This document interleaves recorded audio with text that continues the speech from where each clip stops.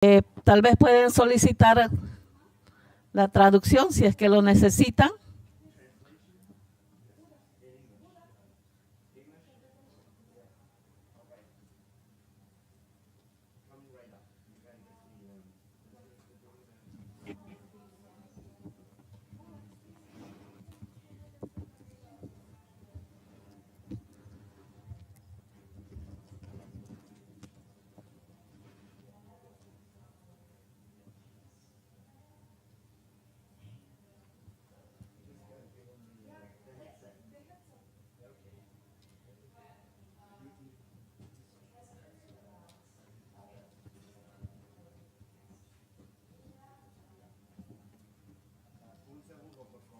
Ya.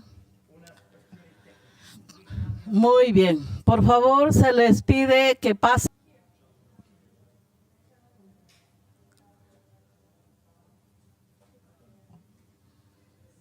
Tenemos puros hombres aquí en nuestro público.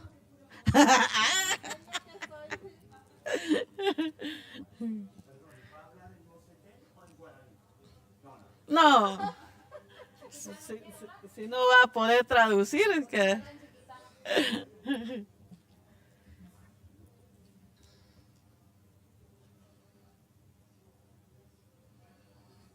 ¿Ya?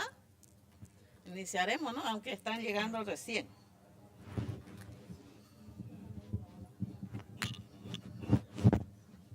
Todavía hay 25.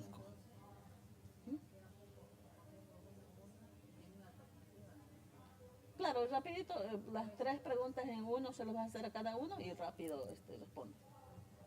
Sí, rápido. ¿Ya? ¿Tienes, no? La pregunta Maya. Ya. Listo.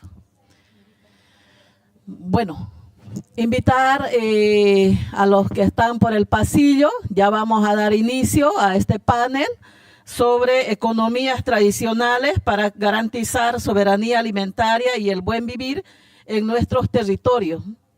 Por favor, pedimos a que pasen a la sala.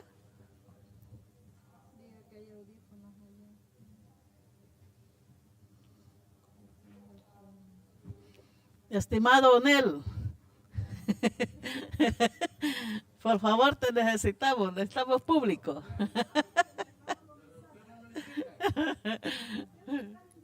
Están invitados. También, Lola. Porfa. Para llenar el espacio. Experiencia ganada, no hacer actividad a inicios, porque uno está en el caucus, pues, ¿no? Tuvimos que venir corriendo de ahí. Ya.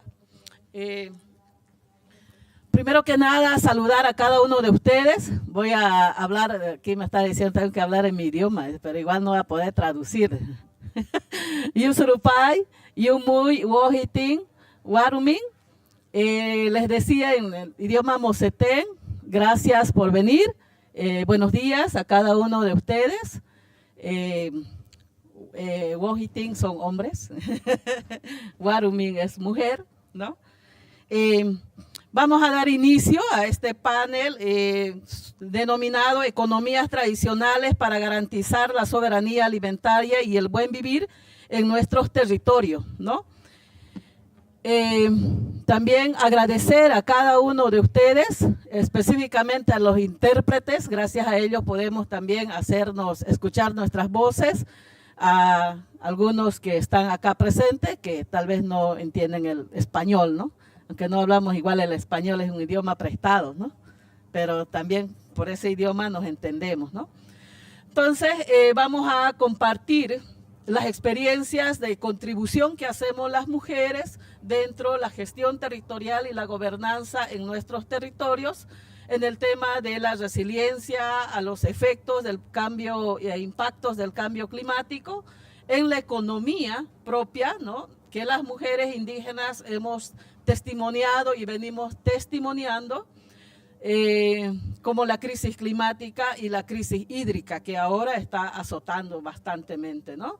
Que tiene que ver con la afectación a la economía propia de nuestros territorios.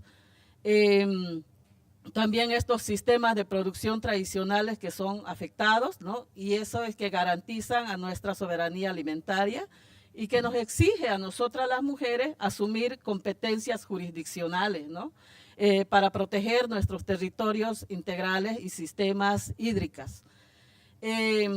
Para ya dar inicio, vamos a pedirle a nuestras panelistas, que tenemos acá 3 panelistas. Vamos a agradecer a Mayra, ¿no? A Mayra, que es del Perú, es la secretaria de Organización Nacional de Mujeres Indígenas Andinas y Amazónicas del Perú, que es parte del directorio de la UNAMIA, y al mismo tiempo es la presidenta de la Organización de Comunidades Indígenas de Mujeres Chihuilu, no sé si está bien. También tenemos a nuestra hermana de Bolivia, Ailín Bacaríes, cacique de género de juventudes de la Central Indígena de Comunidades Originarias de Lomerío, que es un territorio, y es parte de la Confederación también Nacional de Mujeres Indígenas de Bolivia, que es la CENAMIT. Agradecer también a Mariela, que es la secretaria de género de la Asamblea del Pueblo Guaraní, también de Bolivia, ¿no? Un fuerte aplauso para nuestras panelistas que nos van a compartir experiencia.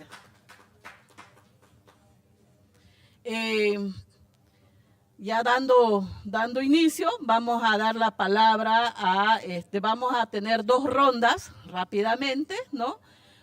Primero vamos a hablar sobre el cambio climático y la economía ancestral, ¿no?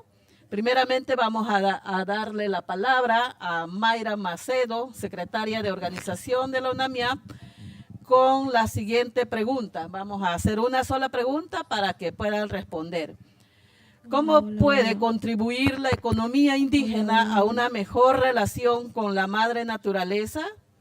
¿Cómo podría ayudar esto a disminuir los impactos del cambio climático en el territorio? Hola. ¿Está bien? ¿Se escucha? Hola.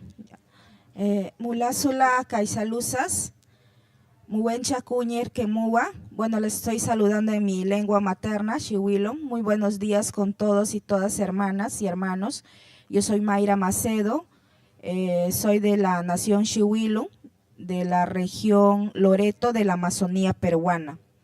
Bueno, en principio la crisis climática, el cambio climático, ¿no?, nos afecta principalmente a las mujeres y a los pueblos indígenas, ¿no? Se están perdiendo nuestros embrios, hay la muerte de animales, ¿no?, de nuestros animales que están en nuestros territorios, en los bosques, ¿no? Se está perdiendo también ¿no?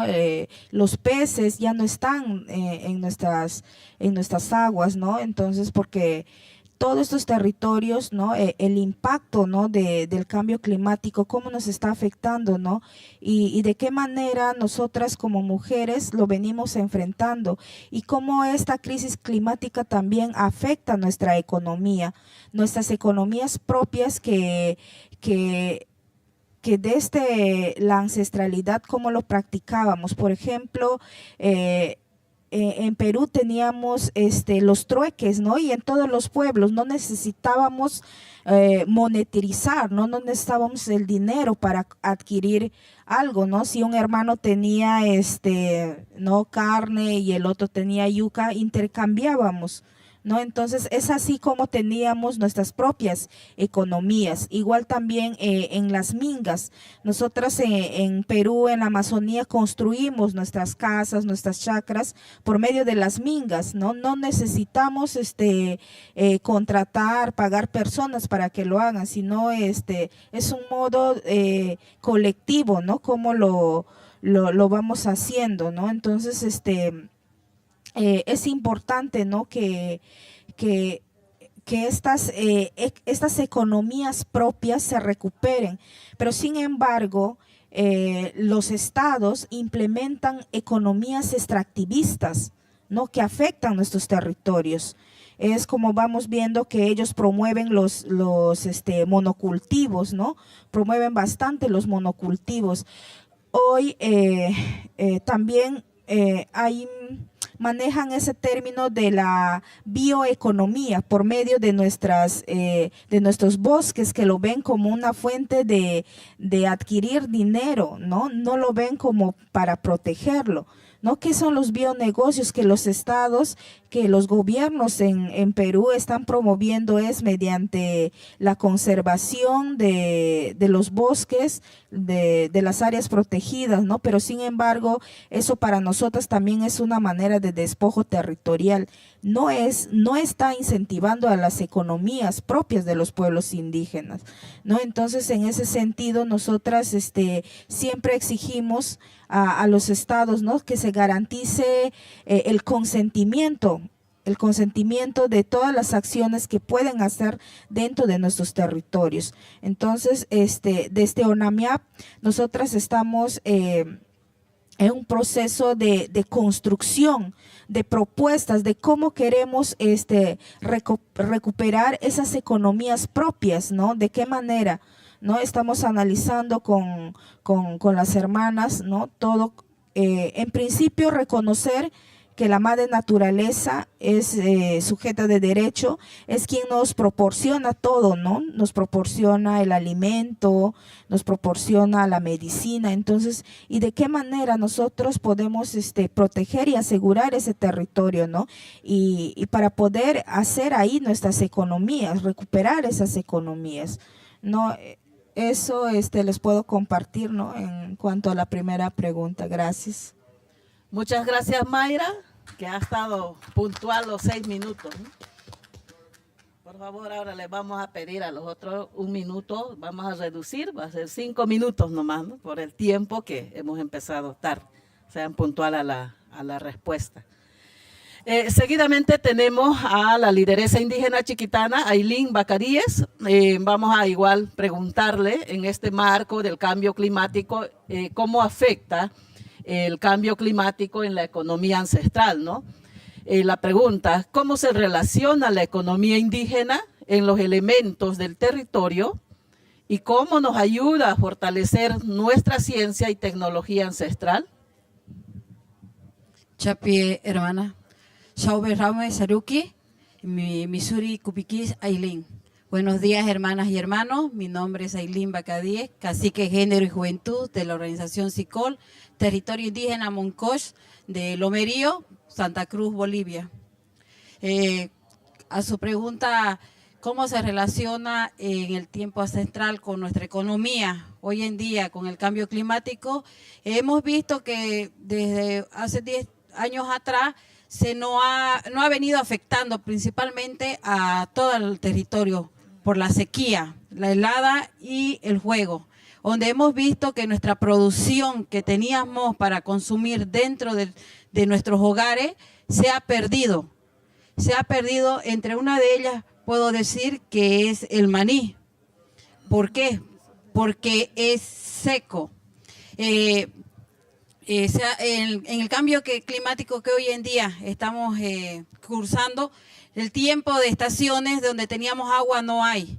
Y ahora con la tecnología y con nuestros saberes ancestrales, estamos volviendo con nuestros abuelos a producir en espacios donde nosotros antes, nuestros abuelos antes, ellos tenían como sagrado. Estamos empezando la juventud a integrarnos a eso. Esos saberes ancestrales nos están transmitiendo, en el cual el cambio climático nos afecta, vuelvo a decir, a todo el territorio.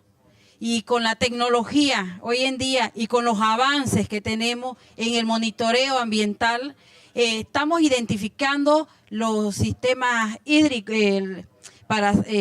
puedo decir, las recargas hídricas, donde tenemos que cuidarla, pero también hacer cómo esa agua alimenta nuestros cultivos.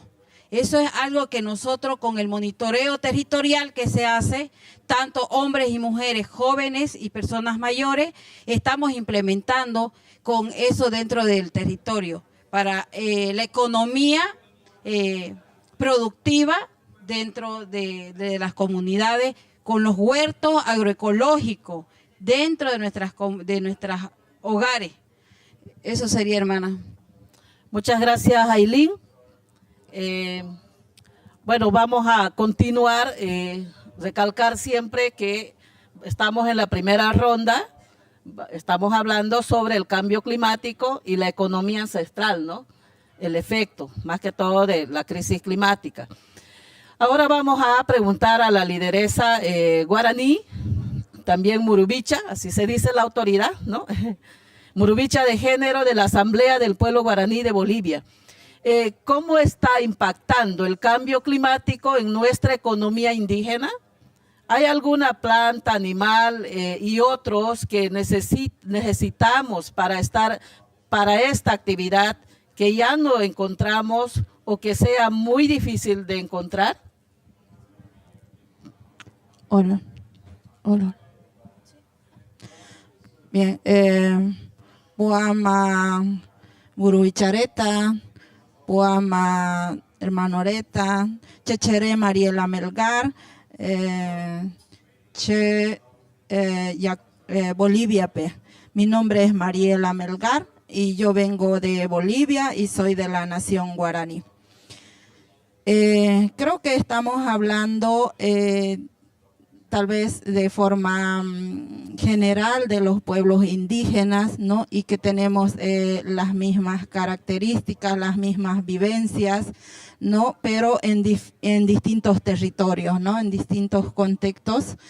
Entonces, pero los conocimientos creo que son iguales, ¿no? Desde nuestros antepasados venimos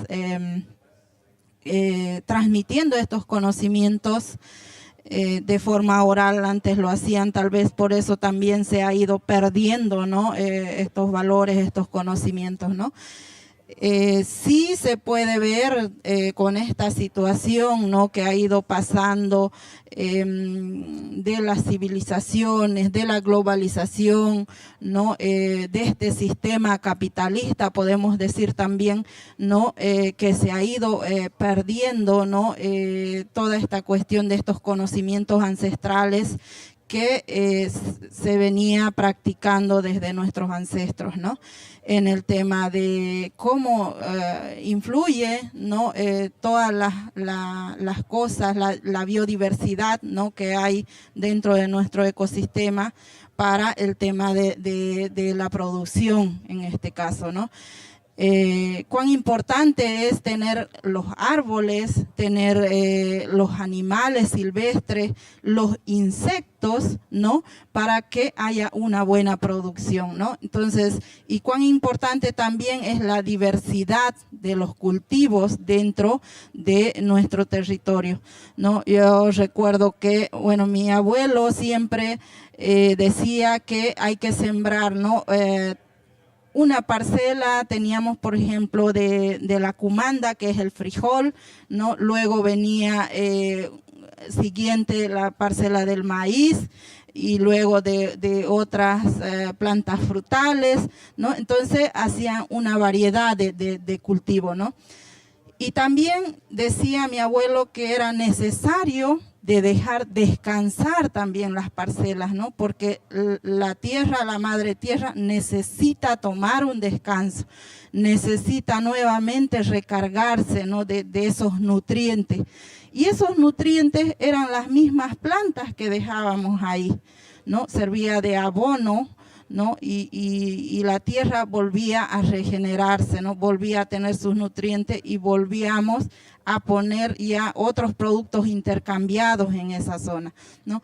Y para esto también es necesario de los animales silvestres, de las aves, ¿no? Porque cuando, por ejemplo, había gusanos, entonces tenía que sí o sí haber los pájaros para que coman los gusanos, ¿no? Entonces no se echaba, ¿no? Un insecticida que ahora lo utilizan, ¿no? Para exterminar los gusanos, ¿no? O también era necesario la lluvia para que esos gusanos puedan volar, ¿no? Entonces ya no había ese daño, ¿no? A nuestras plantas. El otro tema, por ejemplo, de las abejas en este caso, que es muy, muy importante, ¿no? para la biodiversidad, ¿no? Para la polinización en este caso, ¿no? Y que ahora ya no hay, las abejitas se están perdiendo, están muriendo de sed, por ejemplo, en mi zona, que no hay agua, ¿no? Entonces, las abejitas llegan a las casas, ¿no? Porque las abejas son del bosque. Entonces, ahora los animales están llegando a nuestras casas porque ya no hay agua, ¿no? Ya no hay alimento en algunas zonas para que ellos puedan sobrevivir. Entonces, creo que es necesario, ¿no? Un insecto, una hormiga, un pájaro, un árbol y las plantas es necesario para que podamos producir, ¿no? Muchas de estas especies se están perdiendo, ¿no? Me acuerdo que había una hierba también que nosotros cosechábamos para comerla y era una hierba que crecía ahí en la orilla del sembrado, y que ahora ya no vemos porque es la contaminación que hay de estos productos monocultivos, ¿no? Y estos productos químicos que echan hacen que se pierda esa diversidad de hierbas que hay para nuevamente nutrir a la tierra y también como alimento nuestro, ¿no? Muchas gracias, Mariela.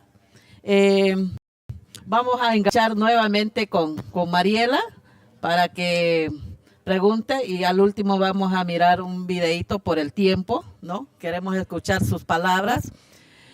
Con la pregunta, ¿hay cultivos tradicionales que se hayan dejado de producir para priorizar otros cultivos más comerciales, o sea, en su región, ¿no? ¿Qué iniciativas están impulsando las mujeres indígenas desde su territorio para fortalecer la soberanía alimentaria en este cambio climático? Bueno, como decía, ¿no? En este sistema capitalista creo que la gente ahora más piensa en lucrar, ¿no? En llenar los bolsillos, ¿no? En tener patrimonios, como decíamos antes también. Y que es por eso que, bueno, se piensa más en la comercialización, ¿no? Y ya no, digamos, tener el producto tal vez orgánico de calidad, ¿no? En este caso, en mi zona, ¿no? Hay mucha gente que ha venido de afuera también a ocupar nuestros territorios y hace esta clase, ¿no? de monocultivos en este caso, ¿no?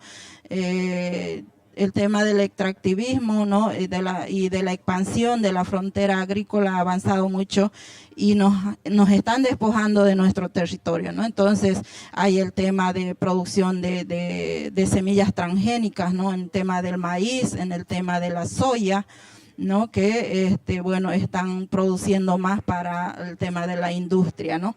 Pero en el caso de nosotros, como pueblos indígenas, nosotros siempre estamos, ¿no? en ese fin de conservar la naturaleza, de conservar el medio ambiente, y es por eso que ahora con la situación del cambio climático que año a año va avanzando, entonces como mujeres también estamos organizadas, y es que también la mujer ha tenido que levantarse y actuar, ¿no? sobre esta situación, porque la crisis nos está afectando a todos, ¿no? En el tema económico, en el tema de salud, ¿no? En el tema de alimentación. Entonces es ahí donde la mujer, ¿no? también está organizada, ¿no? y tiene estos emprendimientos, pero que son resilientes, ¿no? al cambio climático, al clima en este caso, ¿no? Entonces tenemos las productoras apicultoras, ¿no? que están ahí cuidando de las abejas, ¿no? para que ellas también puedan producir una miel, ¿no? darle también el alimento necesario, por ejemplo el agua, ¿no? de ponerle el agua por ahí a las abejas y podemos conservarlas y producir la miel. También tenemos los huertos orgánicos, que lo hacemos de manera familiar y también de manera colectiva, ¿no? porque son tierras colectivas donde la trabajamos. Tenemos el tema de pequeños ganaderos también dentro de nuestros territorios, pero que esta crianza de ganado se hace de forma resiliente, ¿no? con el sistema silvopastoril, ¿no? Conservando las plantas nativas dentro de ellos.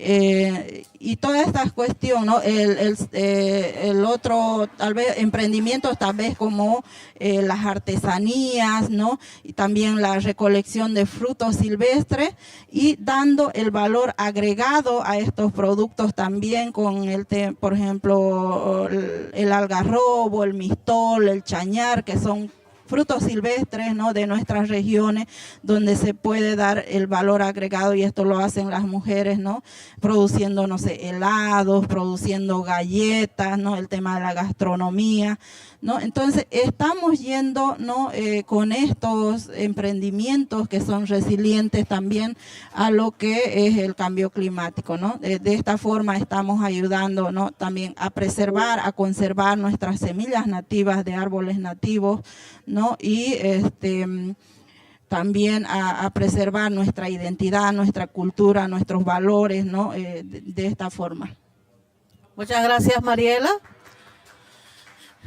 Es claro que la relación entre la madre naturaleza y nosotros tenemos justamente una relación muy estrecha, ¿no? Y los animales, toda esa biodiversidad que tenemos, existe esa relación, ¿no? Es por eso que la cuidamos a nuestra casa grande, a todo a ese mercado que lo decimos, ¿no? A esa farmacia, a ese espacio de conocimiento, de tecnología ancestral que siempre lo hemos manejado de generación en generación, ¿no?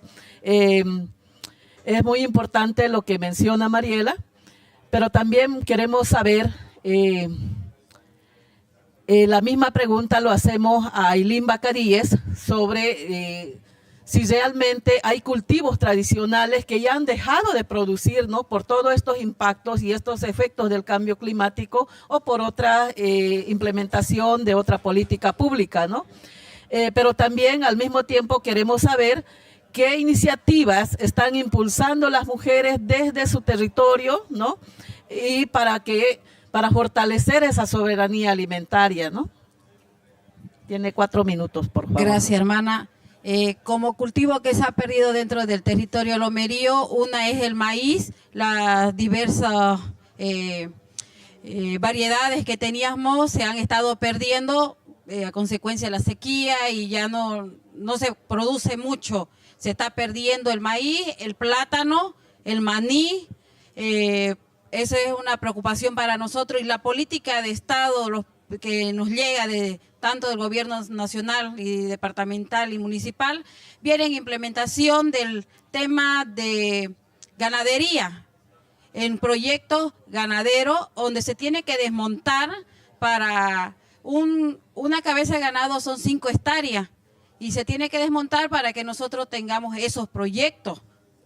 Con implementación, con contraparte, donde se invierte también economía, donde nosotros tenemos que dar contraparte para implementar esos proyectos dentro de nuestro territorio. Algo que estamos en el tema de producción, algo que está alternativo y que es lo que estamos haciendo hoy en día, es volviendo a reforestar con la planta de almendra chiquitana, que es bajo en calorías. El año pasado hemos sacado del territorio lomerío 3,5 toneladas de almendra, en la cual se vende a 35 bolivianos a un recolector. Y ahora las hermanas nos hemos organizado como organización y con las hermanas de las comunidades, se sigue vendiendo, pero también se ha capacitado y se ha hecho un emprendimiento de que nosotros la almendra chiquitana le agreguemos un valor, en el cual hacemos confite, que tenemos aquí,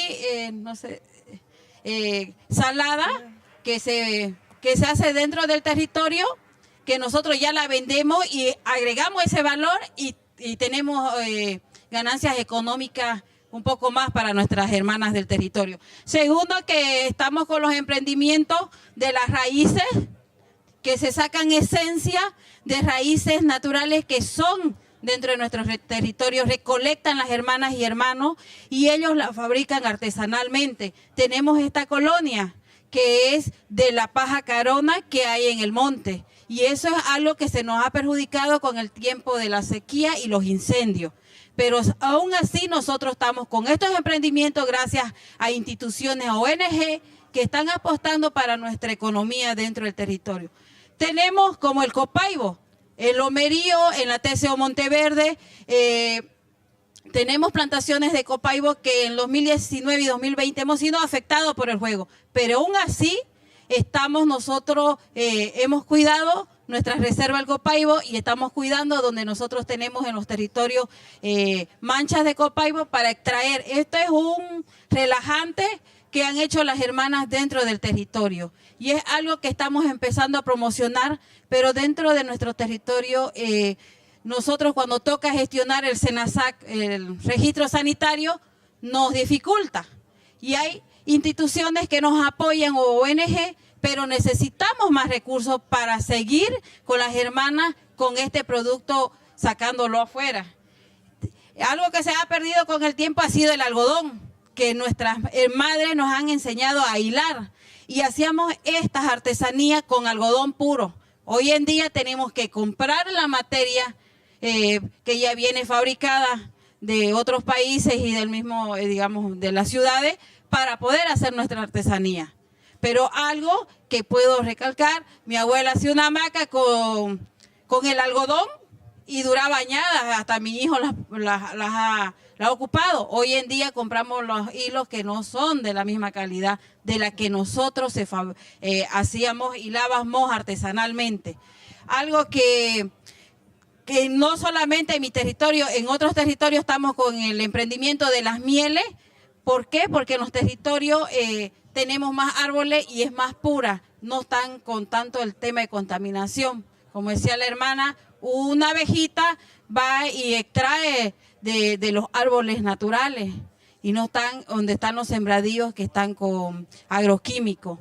Eso sería el emprendimiento que estamos llevando dentro del Lomerío y estamos buscando espacios o instituciones ONG que nos apoyen a seguir con estos emprendimientos que realmente ayuda y beneficia a las mujeres y a los jóvenes que están aprendiendo esta sabiduría ancestral para seguir transmitiendo más adelante a nuestros hijos. Gracias, Aileen, por también respetar el tiempo. Seguidamente vamos a pasar a la otra panelista para preguntarle cómo influyen los proyectos relacionados a cambio climático, ya sea de reforestación, mercados de carbono, incentivos para la producción agrícola y otros similares en la diversidad de nuestros cultivos. Luego de esto vamos a solicitar que nos los pongan un video, ¿no?, para continuar con sus dos preguntas. Sí, los proyectos extractivos, ¿no?, que se implementan en los territorios, pues están, uno nos afecta grandemente por el despojo territorial, ¿no? Perdemos nuestros territorios y y lo otro es ¿no?, cómo perdemos nosotros nuestra soberanía alimentaria, que es un derecho que tenemos los pueblos, ¿no?, de consumir alimentos sanos, con una mirada de nosotros mismos, ¿no?, de cosecharlos, de sembrarlos nosotros, ¿no?, que es nuestro derecho como pueblos. Y también lo que vemos es el tema de cómo estos proyectos se enfocan en todas las actividades extractivas, ¿no? Monocultivos, ¿no? Y por eso también estamos perdiendo nuestras semillas, porque nos imponen otras semillas transgénicas de otros lugares, ¿no? Y eso nosotras las mujeres ya no lo podemos volver a sembrar, ¿no? Estamos perdiendo esas semillas, que para nosotras es importante tener, ¿no?, y transmitir esas, ¿no?, a nuestras hijas también el cuidado y la selección de nuestras semillas para garantizar una soberanía alimentaria. También estamos perdiendo, ¿no? Por ejemplo, están haciendo hidrovías en las aguas y ya no hay peces en nuestros ríos, ¿no? Entonces, ¿cómo estas actividades no extractivas están afectándonos no solo en la parte económica, sino también en nuestra soberanía alimentaria? Bueno, por el tiempo, muchas gracias. Gracias, Mayra. Eso es lo que transmiten nuestras panelistas. Vamos a pedir un voto de aplauso, pese a que hemos empezado a 10:30.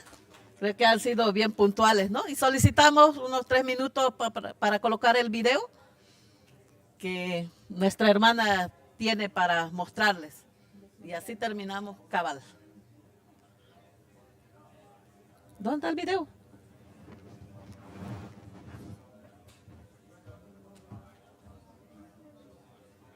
Nadie nos grabó.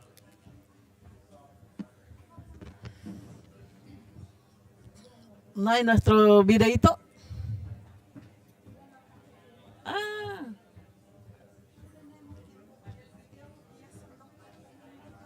Sí, sí. Sí, pero era unos 3 minutos. No, era cortar. Sí, ya. Bueno, no va a ser posible colocar el video, pero entonces vamos a hacer un resumen sobre la importancia de transmitir estos temas, ¿no? Las preocupaciones de las mujeres que tenemos, específicamente sobre el efecto y los impactos que recaen en la economía de la mujer, ¿no? Pero no solamente en la economía, sino que a través de esta disminución de la economía en las mujeres genera también mayores violencias en las mujeres, ¿no? Porque en Bolivia, por ejemplo, y en otros países se ha aumentado este tema de la violencia física, psicológica en la mujer, justamente porque la causa es ya se tiene menos ingresos económicos y a veces el esposo exige, ¿no?, a que la mujer tiene que inventarse a preparar el alimento, ¿no? Entonces, eso es muy preocupante para nosotras dentro del movimiento indígena que vivimos dentro de los territorios, ¿no? Y el otro tema, pues, las mujeres estamos promoviendo, como ya lo han mencionado, muchas iniciativas, ya sea de recolección y de aprovechamiento de este potencial que se tiene dentro del territorio, pero sin afectar ese medio ambiente, esa afectación a gran escala, como se hace como hace la política pública de la implementación del monocultivo, ¿no? La implementación, por ejemplo, de la ganadería dentro de los territorios a través de la promoción de los estados mismos, ¿no? Entonces, queremos darle esa reflexión hacia los que estamos también, sé que estamos de diferentes países, y estamos promoviendo eso y queremos que tanto las instituciones y los estados tengan que fortalecer nuestras iniciativas, pero cumpliendo la cadena productiva, ¿no? Y muchas gracias por estar presentes, aunque pocos, pero esperamos que hayamos sensibilizado también nuestras preocupaciones, ¿no? Muchas gracias.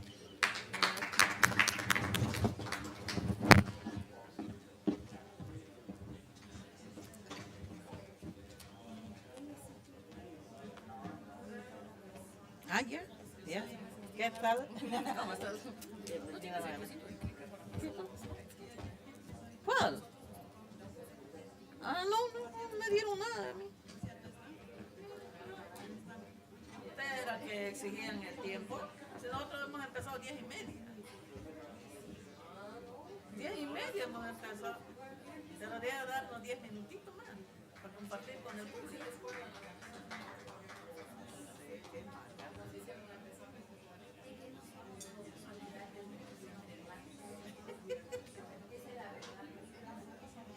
Ay, la mata no sé qué. Ya nos vamos ahorita. Está bien.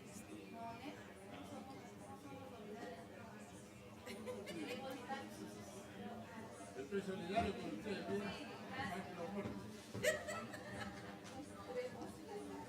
Foto, saquemos foto. Chica. Y la bandera.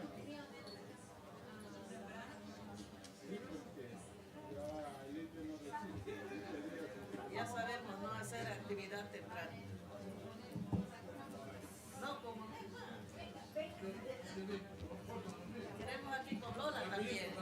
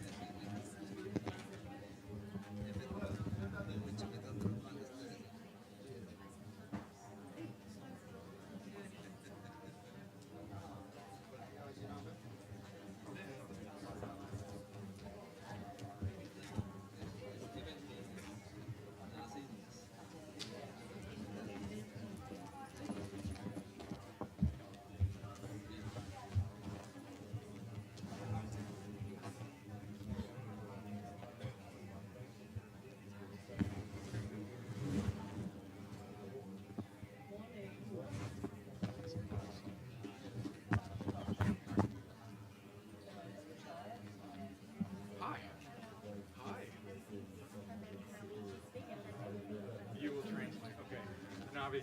It's a pleasure to meet you. How are you? Can you help me understand how should I pronounce Navi's name? Good. Great. And then Bruno. Okay. Navi Kun. I will try. It's great to meet you.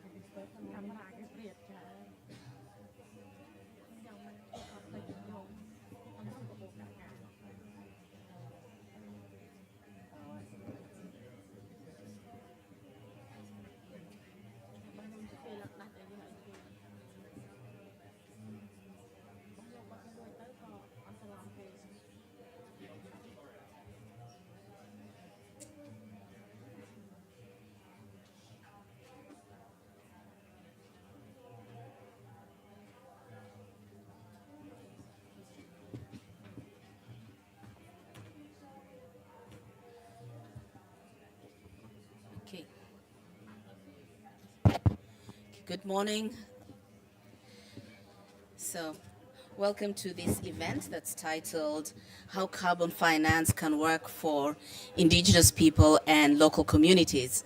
So my name is Angela Chura-Kalhauge. I'm the Executive Vice President for Impact at the Environmental Defense Fund and a board member of the Integrity Council for the Voluntary Carbon Market.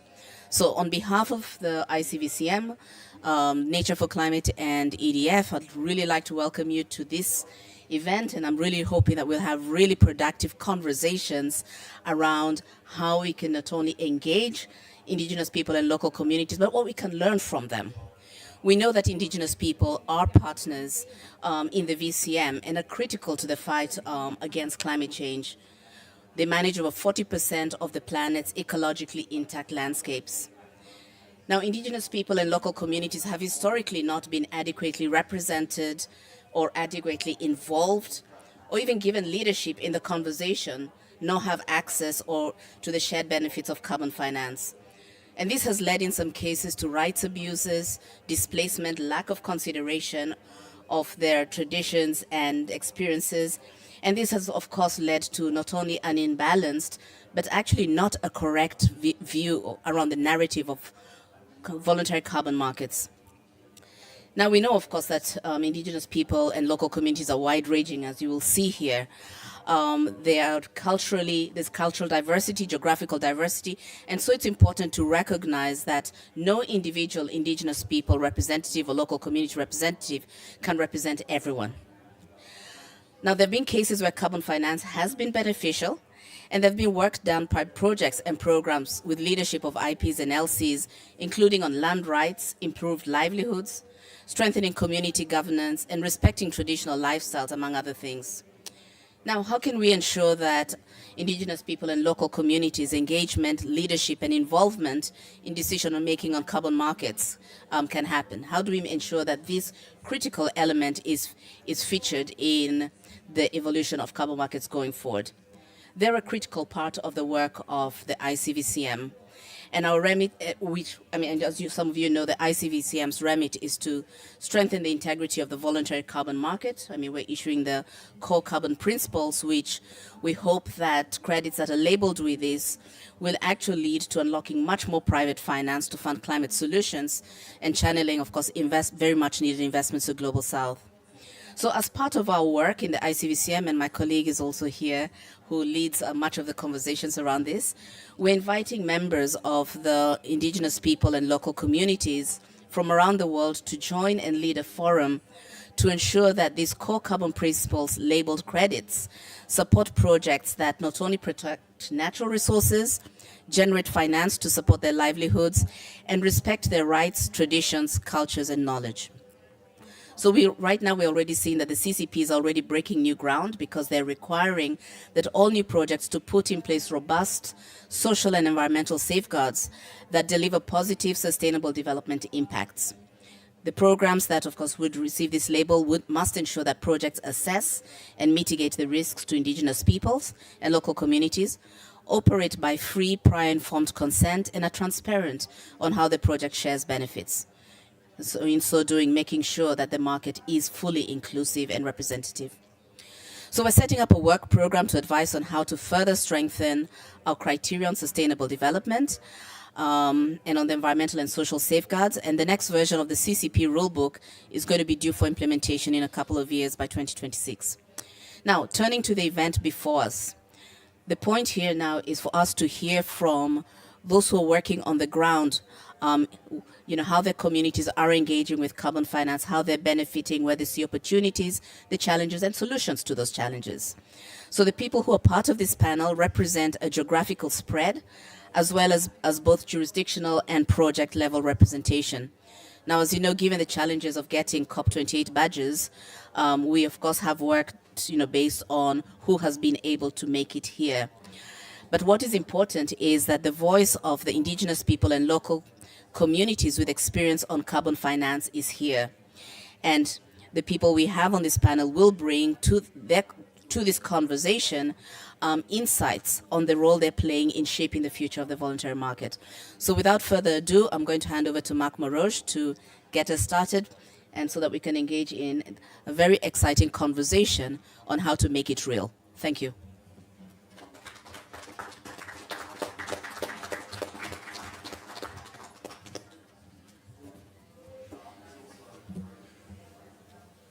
Well, thank you, Angela, and thank you all for being here. Thank you to our panelists. My name is Mark Moroge, serving as Vice President of Natural Climate Solutions. Yeah, thank you. Here at EDF, Environmental Defense Fund. It's great to see so many friends and partners here in the audience. I think we all know what's at stake. I'll be extremely brief. Just wanted to reiterate, I think, an essential data point that Angela shared with us a moment ago. 40% of our global natural resource base is under the formal or informal stewardship and tenure of Indigenous peoples and local communities.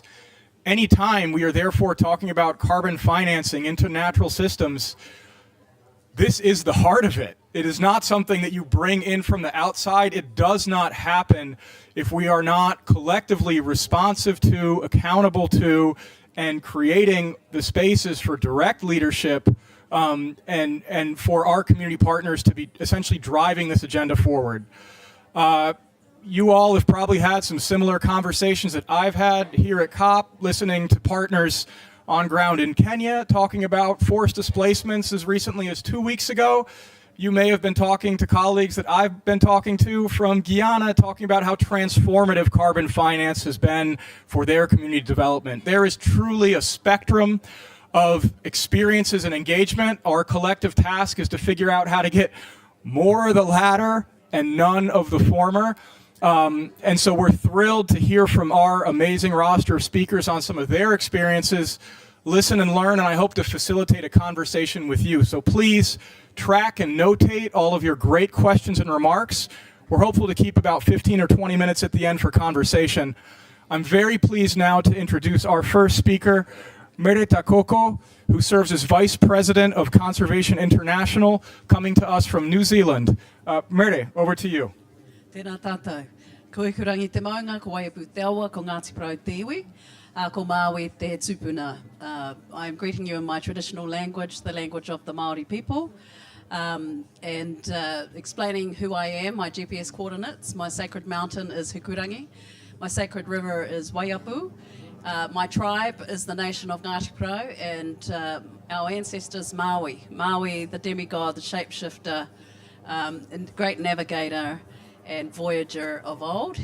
In our tradition, he slowed down the sun so that we could have more time from the last ice age to today. So for us, we consider him a climate bender and the first Indigenous scientist. And I just wanted to give you that context for where I'm from. Above is on top of our sacred mountain. It's not the best photo, but it's a traditional compass that we use for voyaging that's aligned with our stars, of which we have 32 houses. We know those stars, and they actually help us to understand climate variation as we experience it today, as well as enable us to voyage across thousands of kilometres of ocean.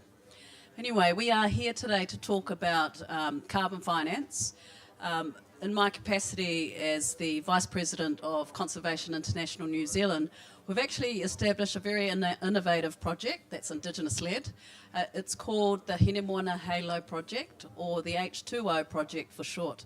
The focus is to build out climate resilience and ocean resilience. We are an ocean people, so the moana, which surrounds the whole of our islands, and of course we are connected through genealogy to the rest of Polynesia.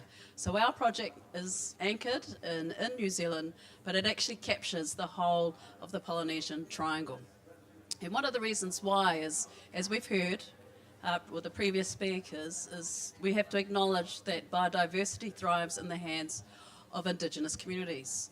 For us as oceans people, we can't talk about the health of our oceans without connecting in to our cousins from beyond, because the biodiversity flows coming from the tropics down to us.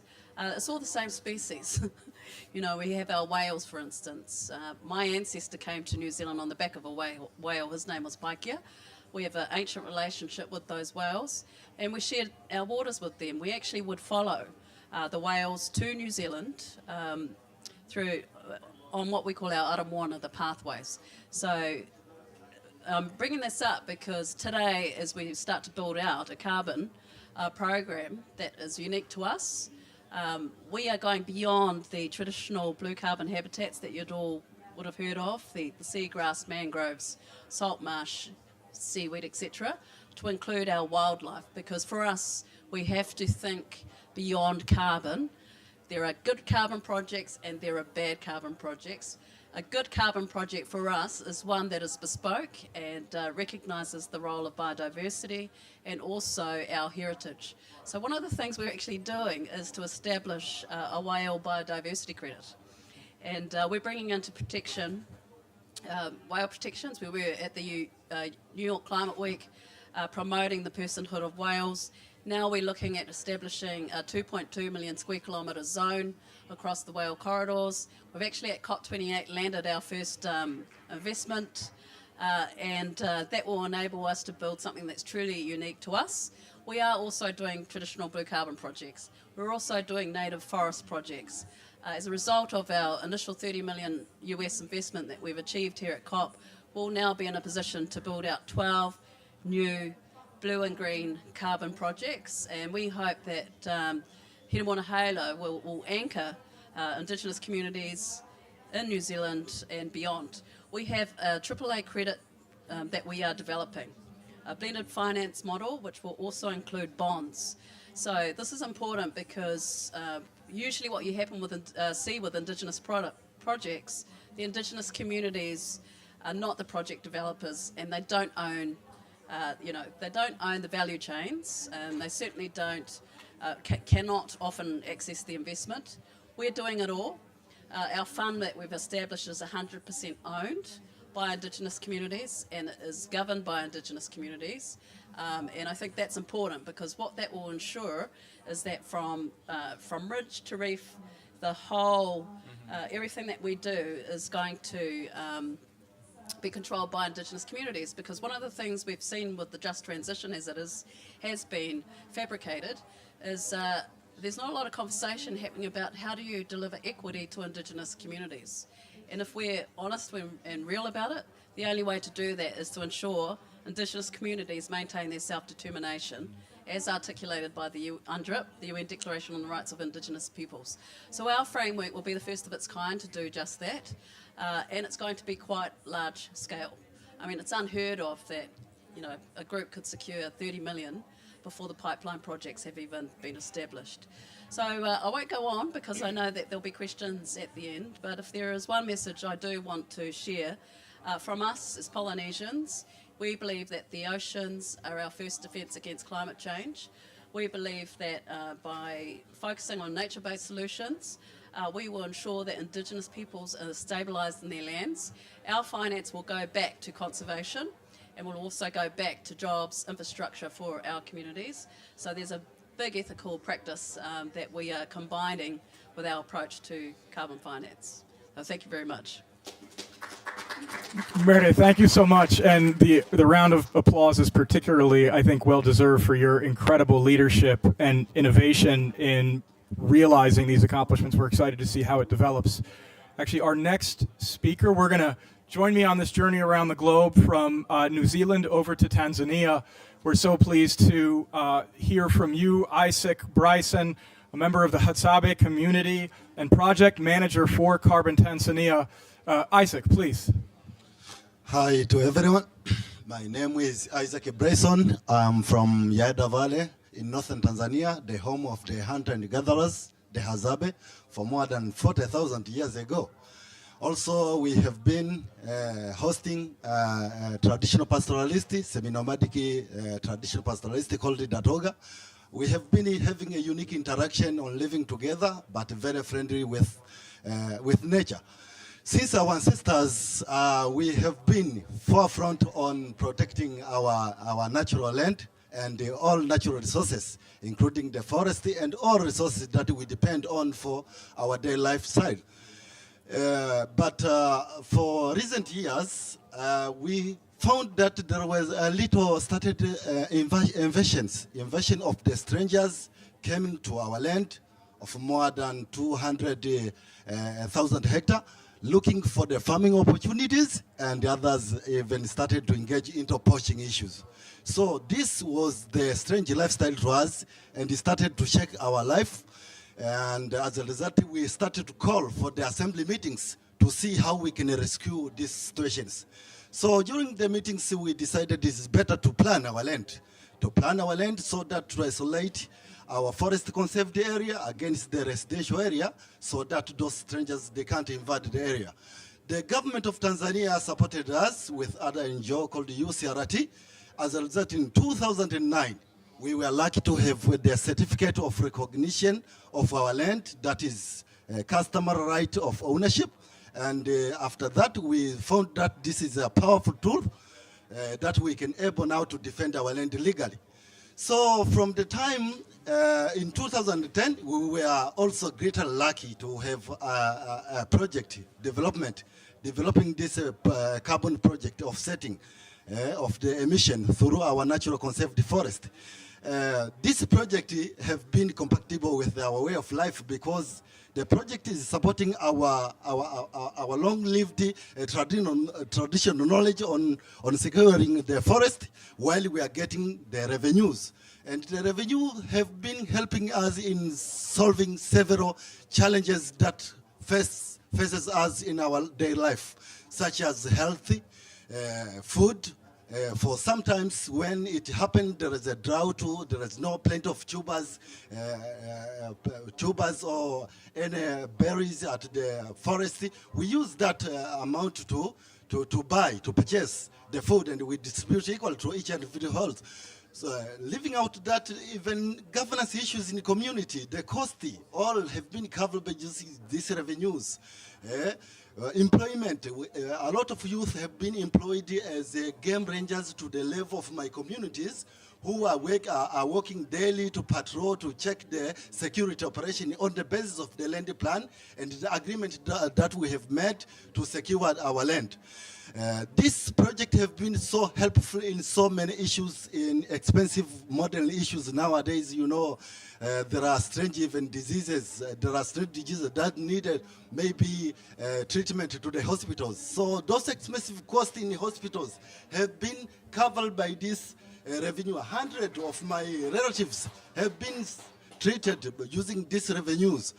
Also, the project have been helping us to be recognized in local level and the national level and the international level, because we are involving in carbon market. So this recognition have been good to us, because we are being able to be reached by different government officers, and they are giving us support on different issues that faces us. Also, the security of our culture, because we secure the forest and we depend on the forest since our ancestors. So the density of the forest have been increasing. The animals has been increasing. So hunting and gathering have becoming better and better year after year. Even our grazing fellow friends have been getting access to the grazing pastures. So this project have been very compatible with our way of life, and we are getting the money, and we are solving different issues. So we are moving gradually, but very successful. Through this COP28, we hope even before I came here, we have held a lot that COP28 want to support Indigenous, want to make sure that the forest is secured and our life is going well, so that we can move together in solving the climate impact. So we hopeful, and we have had a lot. This is like the last days. We have seen a lot of promises that focus to support us. So we think that after we gone at home, we have a good message that in 2024, it is a good year to start that we are getting a lot of support from decision maker at international level and the other people across the world to move forward, to secure the biodiversity, to secure the climate, and to secure our livelihoods. And we request the international decision makers and the other people across the world, as we have used to talk daily, we need more support to solve these challenges, because if you can't solve these challenges in health or in education or in governance, our alternative way is just to eat the forest to get the money. Yeah. And if you eat the forest to get the money, you accelerate the impact. As a result, then the global issues, it will be in bad situation. So we need your real promised situation to be happening. We really need those real promised action to be happening soon. We have been discussing for several years. Let's call it awareness seasons. But now it is the time now to act. And we have seen through high integrity voluntary carbon market, improved carbon market, it is the best way for us to get direct benefit to the ground, because there is no any kind of leakage, no any kind of losing our money. Since we began our project, is 13 years to date. We have seen the revenue flowing direct from those buyers to the ground, and we have seen this is very good way for us to move forward. And we highly request, because this is the last days, we highly request you to recognize this, and there is no more talks to proceed. What we want is to see your action is moving to us directly to see this, and maybe later we can come to discuss about the success and all the issues that we have got through these agreements we have made here. Thank you. Isaac, thank you so much. A clear call to action to support more and better, a compelling case for how land rights come first. And I don't know what you all heard, but I heard an amazing story about how those revenues are being deployed to create jobs for your kids, take care of your community, safeguard your culture. So as essential as it is for us all to be thoughtful about the carbon accounting dimensions, let's also be thoughtful about building on these 13 years of demonstrated impact and further supporting them. Thank you again. We're going to continue with me on this journey around the globe, now to Peru. We're thrilled to have Fermín Chimatani, leader of the Harakput people and president of the Peruvian Association ANECAP. Fermín, please. Dakichi Mark, doy Arakmbut, estoy hablando en mi idioma Arakmbut de la Amazonía de Perú, en Madre de Dios. Y en realidad provengo del territorio Arakmbut, que son nuestros territorios ancestrales, establecido como área natural protegida a petición de las propias comunidades, ¿no? Y mi tribu es del clan Wandingpana, que significa hombre que provienen de las rocas, ¿no? Y las voces que voy a decir o compartir, como muchos de los hermanos y hermanas que están acá, por miles de años nosotros hemos ido conservando nuestros territorios, ¿no? Nuestros ríos, nuestra propia cultura,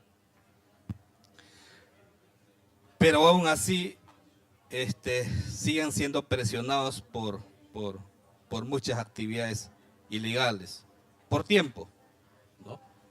Entonces, uno es el tema de la minería ilegal, ¿no? La ambición que tienen agentes que no comparten esta visión con nosotros, ¿no? Y también está la tala ilegal, y como consecuencia vienen amenazando la vida, ¿no? De nuestros defensores indígenas que protegen esta gran biodiversidad que tenemos en el territorio. Nosotros, los pueblos Arakmbut, tenemos una visión, ¿no? Como una respuesta ante esta crisis que vivimos todos, ¿no? Los territorios de los pueblos indígenas. Tenemos una visión que compartimos con los 19 pueblos indígenas, ¿no? Que administramos estos territorios ancestrales, que compartimos esta responsabilidad de gobernanza ambiental intercultural con el mecanismo de cogestión, ¿no? Con más de 5 millones de hectáreas de bosques, ¿no? Reservas comunales y los paisajes asociados. Nuestra visión contiene en la protección y el respeto y el mensaje que nos dan nuestros abuelos y abuelas sobre el relato, el mito de Wanamei. Wanamei, el árbol de la vida, ¿no? ¿Cómo con esa visión afrontan, ¿no? Con un compartir de conocimientos, de estrategias para dar una respuesta positiva. Y eso está reflejado en nuestra estrategia climática de Red Indígena Amazónica. Entonces, que contiene principales componentes que van orientados a acciones concretas de protección, ¿no? De la gran biodiversidad que tenemos en nuestros territorios. También de impulsar nuestras economías indígenas con nuestra propia cosmovisión que aseguren nuestra seguridad alimentaria, de valorar los recursos que hay en nuestros territorios, la gran diversidad, no solamente biodiversidad, sino también los recursos genéticos, sumado esto a nuestros conocimientos ancestrales que aún todavía aplicamos nosotros. Y lo otro es, componente principal, es el tema de la gobernanza, cómo tiene que fortalecer la propia gobernanza indígena, ¿no?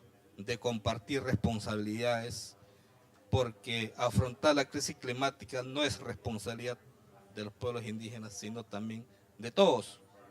Entonces ahí tenemos una alianza pueblos indígenas con el Estado, que coadministramos estos territorios, y también conservar tiene sus costos, ¿no? Conlleva recursos, ¿no? Entonces para eso nosotros hemos impulsado o estamos implementando la estrategia de sociedad financiera. Entonces toda estrategia ha sido implementada con los recursos gestionados por los propios pueblos indígenas, respaldados por el mismo Estado, ¿ya? Por diferentes fuentes de ingreso, ¿no? Pero aún así no ha sido suficiente, ¿no? Entonces, para eso, ya entrando en los procesos de mercado de carbono, hemos desarrollado un mecanismo, un esquema, como se diga, el tema de Red Plus con lineamientos de Red Indígena Amazónico. ¿Cuáles son esos lineamientos? Uno, que los pueblos indígenas en estos procesos de mercado de carbono tienen que ser protagonistas, los proponentes, porque ellos tienen los derechos sobre su tierra, sobre los derechos sobre el tema de carbono, ¿ya? Entonces, el segundo lineamiento es que esto tiene que ser invertido en sus planes de vida o instrumentos de gestión comunal que tienen las comunidades, ¿no? Para que puedan desarrollarse de manera autónoma, ¿no? Armoniosa con los bosques y con la cultura. Y lo otro es que el tema de la comercialización de temas de carbono no puede ser, ¿no? Vendidos a aquellas empresas, ¿no? Que tienen antecedentes de haber violado los derechos o haber tenido antecedentes de haber deforestado en otras zonas de la Amazonía. Entonces, puedan haber mucho más, pero son esos tres principales principios que ya estamos desarrollando, en este caso en la Reserva Comunal Amaracairi, donde también como eje transversal, como acción transversal, también tienen la participación activa de nuestras propias mujeres, ¿no? Entonces, eso es lo que estamos, puedo compartir, ¿no? Y lo último que quería mencionar, ¿no? Cómo hemos superado, cómo hemos internamente, es que a pesar de estas experiencias positivas que hay en algunos territorios, aún siguen también otras amenazas que vienen por los piratas de carbono, ¿no? ¿Cómo se podían mejorar estos procesos de mercado de carbono? Entonces todavía seguimos ante una falta de información que no están llegando a las comunidades. Entonces hay empresas, hay organizaciones no gubernamentales que están llegando a los territorios, entonces muchas veces con la información con medias verdades. Entonces explican lo negativo, explican lo positivo, pues no están dando una información completa. Entonces yo creo que ante esta respuesta, Mark, entonces creo que hay una iniciativa del tema de Fondo Cavari, que esto podría ayudar para que en estos procesos de participación de los mercados de carbono se puedan desarrollar las condiciones habilitantes y orientar su empoderamiento de las propias comunidades y participen como socios y no tanto como beneficiarios pasivos, para que ellos puedan negociar mejor y puedan tomar sus decisiones que vienen desde sus propios territorios. Entonces, no solamente queda ahí, sino que también en otros espacios, ¿no? En este espacio como estamos, IBCCM, también en estos espacios, escenarios internacionales, ¿no? Tiene que estar conectado con las voces que vienen desde los territorios, ¿no? Entonces yo quiero destacar a los integrantes de este espacio, que son destacados expertos, ¿no? Pero también consideren, es importante que se consideren las voces que vienen desde los territorios, de las organizaciones que tienen una representación, ¿no? legítima en estos espacios, para que todos estamos compartiendo, para que todas estas preocupaciones se pueda, tengamos un buen fin y podamos maximizar los beneficios en favor de nuestras comunidades.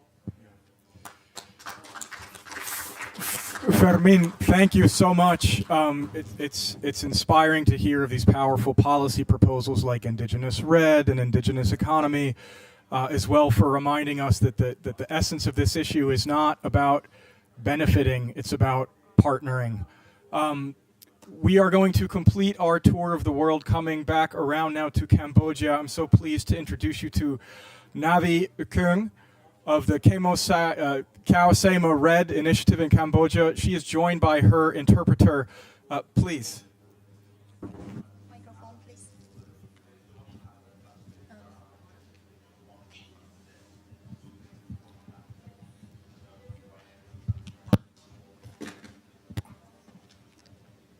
Okay. ជាដំបូងនាងខ្ញុំសូមគោរពដល់បងប្អូនទាំងអស់គ្នាដែលមានវត្តមាននៅទីនេះនាងខ្ញុំឈ្មោះគ្រឿងនារីមកពីសហគមន៍ជនជាតិដើមភាគតិចពូណងនៃព្រះរាជាណាចក្រកម្ពុជា Good morning, ladies and gentlemen. I am Navi Kuang, the Bunong Indigenous community from Cambodia. នាងខ្ញុំសូមអរគុណចំពោះអង្គការ UNF, ICC, ICVCM និង Chove Climate ដែលបានផ្ដល់ឱកាសឲ្យនាងខ្ញុំបានមកចែករំលែករឿងរ៉ាវរបស់នាងខ្ញុំនៅពេលនេះ I'm thankful to IVCVM, UNFCCC, and Nature for Climate for giving me the opportunity to share our experience today. នាងខ្ញុំរស់នៅក្នុងដែនចម្រុះសត្វព្រៃកែវសីមាដែលស្ថិតនៅខាងកើតនៃប្រទេសកម្ពុជា I am living in the heart of the Khao Sama Wildlife Sanctuary in the eastern part of Cambodia. ដែនចម្រុះសត្វព្រៃនេះមានន័យមិនត្រឹមតែជាផ្ទះរបស់នាងខ្ញុំនោះទេប៉ុន្តែវាគឺជាវប្បធម៌នៃអត្តសញ្ញាណរបស់ជនជាតិដើមភាគតិចពូណងយើងខ្ញុំ This forest is not meant to only our home. It is the cultural, traditional of our community. ដែនដីនេះមានការតំណាក់តំណងយ៉ាងជ្រាលជ្រៅជាមួយនឹងយើងខ្ញុំជាច្រើនចំនួនណាស់មកហើយនាងខ្ញុំមានជំនឿថាប្រឡងដូនតារបស់យើងខ្ញុំនឹងស្ថិតនៅក្នុងព្រៃនេះ We have very strong connection to this forest. As the enemies, we believe that we have very strong connections, and our spirit, the soul of our ancestor, has connection to the forest. ឧទាហរណ៍ជាក់ស្ដែងនៅក្នុងដែនចម្រុះសត្វព្រៃស្នួលពោះពេញទៅដោយធនធានធម្មជាតិនិងជីវៈចម្រុះប៉ុន្តែជាអកុសលតំបន់នេះមិនត្រូវបានគ្រប់គ្រងដោយហិរញ្ញប្បទានកាបូនណាមួយឡើយ Let me share you one example from the other former wildlife sanctuary, Snul. Snool Wildlife Sanctuary, which used to have the enrichment of biodiversity, but haven't got any support from any other project. ជាលទ្ធផលដែលដែនជម្រកសត្វព្រៃ Snool ត្រូវបានបំផ្លាញទាំងស្រុងហើយសត្វព្រៃក៏បានបាត់បង់អស់ផងដែរ resulting in deforestation and biodiversity loss. សម្រាប់ជនជាតិដើមភាគតិចប៉ុណ្ណោះយើងខ្ញុំរឿងដែលជាអកុសលគឺបានក្រើនរំលឹកអំពីផលវិបាកដែលបានកើតឡើងកន្លងមក So this case for our indigenous community is the reminder that if we don't have any projects to support us, it become like devastation on the natural resources. នៅពេលដែលម្ចាស់ដែនដីរបស់យើងខ្ញុំត្រូវបានគេមើលរំលងដោយគ្មានការគ្រប់គ្រងណាមួយនោះ When the indigenous people or the guardian, our community as the forest guardian, were ignored by other community, by other projects, so the resulting in losing of the forest. នៅក្នុងឆ្នាំ 2010 សហគមន៍យើងខ្ញុំបានបោះជំហានដ៏ធំមួយគឺយើងខ្ញុំបានដើរជាមួយនឹងគម្រោង Red Book. In 2010s, our community decided to has a big decision like to join Red Plus project. ក្នុងនាមយើងខ្ញុំជាស្ត្រីជនជាតិដើមភាគតិចមួយរូបនៅក្នុងសហគមន៍យើងខ្ញុំព្រួយបារម្ភខ្លាចសំឡេងរបស់យើងខ្ញុំមិនត្រូវបានការគ្រប់គ្រងនិងយកចិត្តទុកដាក់ At the beginning, we have concerns about this project. It is the unknown pathway, and as the indigenous people woman, I am concerned that our voice will be taken into attention of any other decision maker. ប៉ុន្តែជាក់ស្ដែងយើងខ្ញុំបានសហការជាមួយនឹងគម្រោង Red Bow កាន់តែខ្លាំងធ្វើឲ្យសហគមន៍របស់យើងខ្ញុំមានការយល់ដឹងអំពីអត្ថប្រយោជន៍គម្រោងរបស់ Red Bow. However, after strongly actively participate in the project, we become aware about the project and we aware about the benefit of the project. វាមិនគ្រាន់តែជាវិធីសាស្ត្ររកប្រាក់ចំណូលដល់សហគមន៍យើងខ្ញុំប៉ុណ្ណោះទេប៉ុន្តែវាគឺជាវិធីសាស្ត្រដែលជួយលើកកម្ពស់ដល់សហគមន៍ជនជាតិដើមភាគតិចប៉ុណ្ណោះយើងខ្ញុំ This project is not only the way to earn money, but it is also empower our community to manage the forest. គម្រោង Red Book បានជួយឲ្យយើងខ្ញុំបានទទួលបានកម្មសិទ្ធិសមរភាពដីជនជាតិដើមភាគតិចប៉ុណ្ណោះដោយទទួលស្គាល់ជាផ្លូវការថាយើងខ្ញុំជាម្ចាស់ដីរបស់យើងខ្ញុំ This Red Plus project help our community to obtain collective land title, and this title like officially recognize that we are the owner of this territory. ហើយដីនេះពួកខ្ញុំអាចថែរក្សាសម្រាប់កូនចៅយើងខ្ញុំជំនាន់ក្រោយផងដែរ And we believe that we can protect this territory for our future children.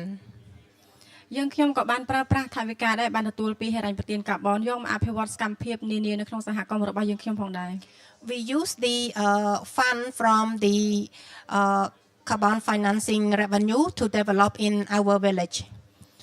យើងខ្ញុំបានយកថវិកាទាំងអស់នោះមកធ្វើសកម្មភាពដូចជាការសាងសង់រោងប្រជុំសម្រាប់ជាកន្លែងធ្វើការសម្រាប់ចិត្តរួមគ្នារបស់សហគមន៍យើងខ្ញុំហើយយើងខ្ញុំបានដំឡើងប្រព័ន្ធទឹកស្អាតសម្រាប់ប្រើប្រាស់និងធ្វើអណ្ដូងស្នាប់បានជាច្រើនកន្លែង We build the meeting hall where we can make the comments or consensus agreement, and we build pump well and many cleaning water system.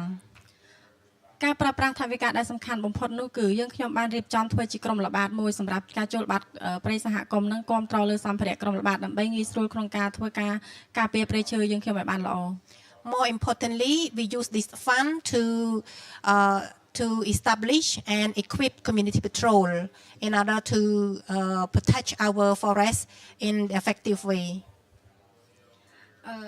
ហើយភូមិខ្លះក៏បានរៀបចំបង្កើតក្រុមអេកូទេសចរដើម្បីទាក់ទាញភ្ញៀវទេសចរឲ្យមកស្គាល់ពីសម្រស់ដែនដីរបស់សហគមន៍យើងខ្ញុំក្នុងខណៈដែលយើងខ្ញុំអាចទទួលរកប្រាក់ចំណូលបានដោយជារូបភាព Some other village even establish ecotourism to invite visitor experience our natural resource its duty, and at the same time, our community can earn sustainable income. កិច្ចខិតខំប្រឹងប្រែងទាំងនេះបានអនុវត្តហើយបញ្ចូលតាមបែបបទប្រពៃណីរបស់ជនជាតិដើមភាគតិចនិងវិធីសាស្ត្រច្នៃប្រឌិតថ្មីៗ In our traditional way of life, combined with the innovations approach to protect the forest.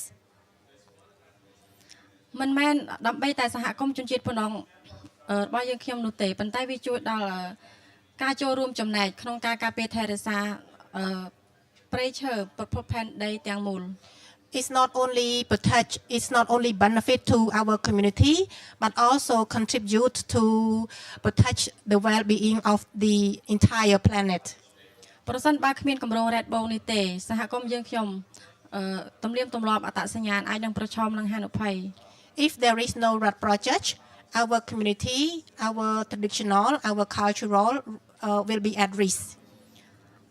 វាមិនត្រឹមតែជាការផ្ដល់ថវិកាសម្រាប់អភិវឌ្ឍនៅក្នុងសហគមន៍យើងខ្ញុំតែប៉ុណ្ណោះទេតែវាគឺជាជួយការពារថែរក្សាព្រៃឈើនិងអត្តសញ្ញាណរបស់កូនចៅយើងខ្ញុំឲ្យបានយូរអង្វែង Red Plus project is not only support us to develop the community, it also help us to preserve our traditional, cultural, and our future children. ថ្ងៃនេះខ្ញុំឈរไปមុខអ្នកពុះពេញទៅដោយក្តីកតញ្ញូ I am sitting in front of you full with gratitude. នេះជាកិត្តិយសដ៏ថ្លៃថ្លាបំផុតរបស់នាងខ្ញុំដែលបានមកឈរនិយាយកាន់ទីនេះទៅថ្នាក់ដឹកនាំលំដាប់ពិភពលោកជាច្រើនរូប It is my great honor to share with you the experience from a very small village to the world leader. ការគាំទ្ររបស់អ្នកពិតជាមានសារៈសំខាន់ក្នុងការការពារព្រៃឈើនិងប្រពៃណីរបស់យើងខ្ញុំ Your support is a very important to our traditional and culture. វាជួយជ្រោមជ្រែងដល់សហគមន៍យើងខ្ញុំតែប៉ុណ្ណោះទេប៉ុន្តែវាជួយដល់សហគមន៍ជនជាតិដើមភាគតិចពូនងដែលនៅរស់នៅទូទាំងសកលលោក Red Plus project is not only support to our Bunong indigenous community, but it also support to other indigenous people around the world. យើងខ្ញុំសូមអរគុណចំពោះការបដិញ្ញាចិត្តរបស់លោកអ្នកក្នុងការគាំទ្រគម្រោង Red Bow យើងខ្ញុំឲ្យបានឆ្ពោះទៅមុខនឹងរកគោលបំណងដោយមានការគាំពៀ I thankful to all of you who support, who like has strong commitment to support Red project toward the sustainable development pathway. យើងខ្ញុំសូមអរគុណដល់អាជ្ញាធរមូលដ្ឋាននិងអង្គការដៃគូដែលសហការផ្សេងៗទៀតដូចជាអង្គការ USAID អង្គការ WCS ក្រសួងបរិស្ថានមន្ទីរបរិស្ថានដែលបានជួយគាំទ្រនៅក្នុងគម្រោង Red Bow យើងខ្ញុំកន្លងមកហើយយើងខ្ញុំសូមឲ្យមានការគាំទ្រនិងការបន្តការគាំទ្រដល់គម្រោង Red Bow យើងខ្ញុំបន្តទៀតចាសសូមអរគុណ I also would like to thank to the local authority and development partner who support us like USAID and WCS and Ministries of Environment who always support the project in our community. Thank you. Thank for your attentions. Well, Navi, thank you so much. We are likewise filled with gratitude and very honored to have you on the stage with us. And thank you for highlighting that without this program, your community will be more at risk and how essential it has been to securing your own land rights. We're thrilled to enter into our conversation segment. We'd love to take some questions from the audience. We have about 15 minutes left in the session, so I also want to just encourage us to continue the conversation afterwards. Does anyone have a microphone that can be passed around, or should we take it from the stage? Yeah. Thank you so much.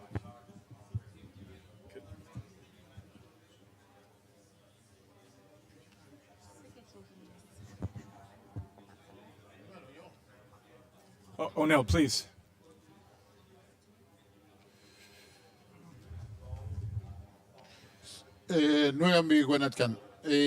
Buenos días en mi lengua. Cuna, yo soy de Panamá, con el Mazardule. Quería preguntar si alguno de los panelistas me pueden decir cómo fue el proceso inicial para poder desarrollar el mercado voluntario, porque muchas veces ahí donde a veces hay conflictos, ¿ya? Entonces, ¿cómo fue el proceso para adquirir experiencia de ustedes? Porque en mi tierra se vino hubo una iniciativa, ofrecían muchos millones y nadie le creyó, pues. Entonces no pudo realizarse. Entonces yo quisiera saber eso, cómo fue el proceso de acercamiento y todo ese proceso para llevar a cabo el éxito que han tenido ustedes. Muchas gracias. Any interested in responding from the audience, please? Oh, Merida, please. Oh yeah. We only have one mic. Would you like to just come up? There's another mic. There's the one with the call. Yeah. Okay, great. Yeah. Kia ora, that's a great question. So for us, because we were really operating from a land rights and self-determination focus, the first aspect was to engage and gather our Indigenous coastal ocean tribes. And so that was the first part, to develop partnerships on the ground and to... it was quite a intense process, because you can imagine all of our tribes are very, very busy, and constantly there's different issues that come up. I think you need to have someone in your team that already has been working with the tribes for a long time and who has a reputation and has the trust. And it's from that point that we then engaged in a research program. Well, I was lucky enough to get the support of Conservation International to do all the scientific mapping of the carbon. That is a big barrier for a lot of our Indigenous communities. It's very, very expensive. We also, noting in New Zealand, you might think that we have a good human rights record, but actually Māori communities are often left out of the national framework for a lot of things in terms of carbon. So we basically had to go to the international community. Our investment hasn't come from any government. We wanted to make a strong stance that what we call mana motuhake, a self-determining stance. So we've actually probably one of the few groups that went to the international investment community and secured our investment through the markets. So it's no NGO funding beyond the initial science. We had to develop a product, so to speak, or a credit that's going to have that appeal in market. So I'm just going to share that experience because it's not easy. But the best thing for us is that we've got to work with those tribes, and all those tribes, we are lucky enough, have the provenance, have the ownership in place, but have been leasing those lands for many years. So our first focus was to ensure that we amalgamate all of the blocks for native forests, for instance, and other blue carbon things in the first stage of research, and we tied that up through agreements, which the tribes can pull out of at any time, but that would have been a year just to do that. Yeah, from our own experience or from what we have done, the first thing was to have the plan of the land plan. And in land plan, we were able to have those legal recognition to the ownership of our land. So that was like the basic foundation of our program. Then after that, we engage in partnership contract with a project developer to see, to that plan the land, to see amount of the emission that have been absorbed. That means to create the credit, as my sister said. Then after we cooperate with a project developer, then there is a verifier.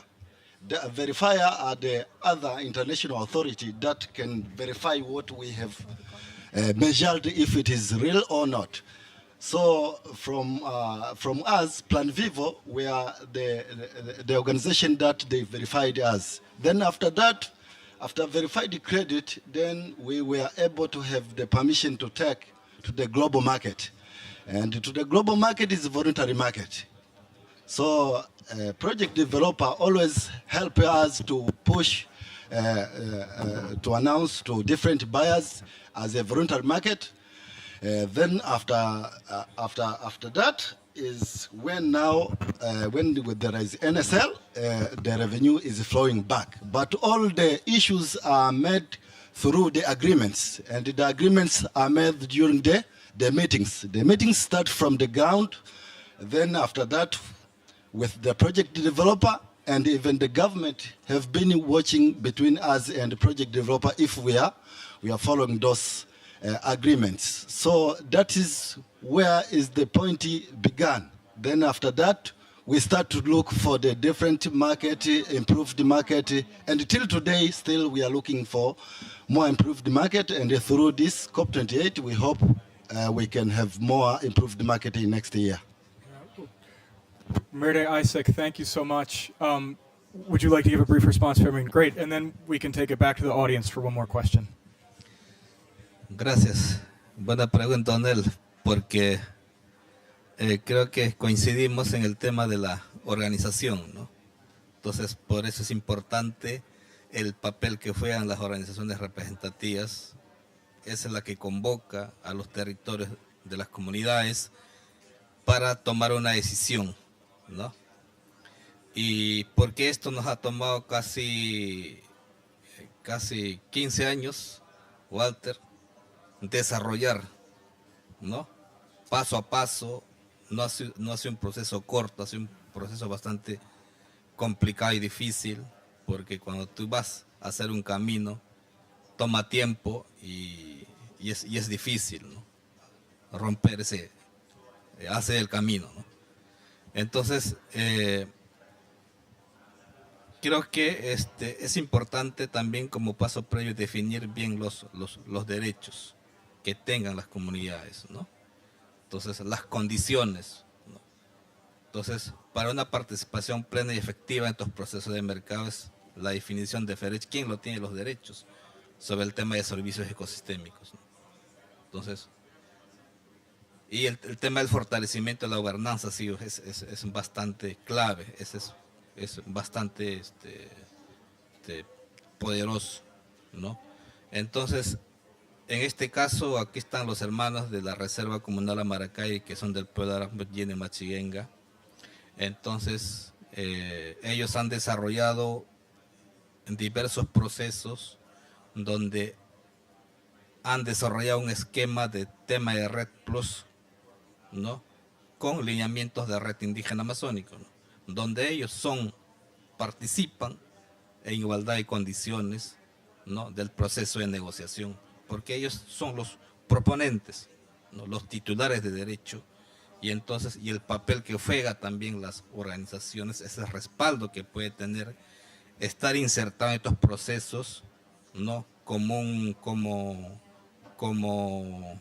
le da el respaldo político y técnico, ¿no?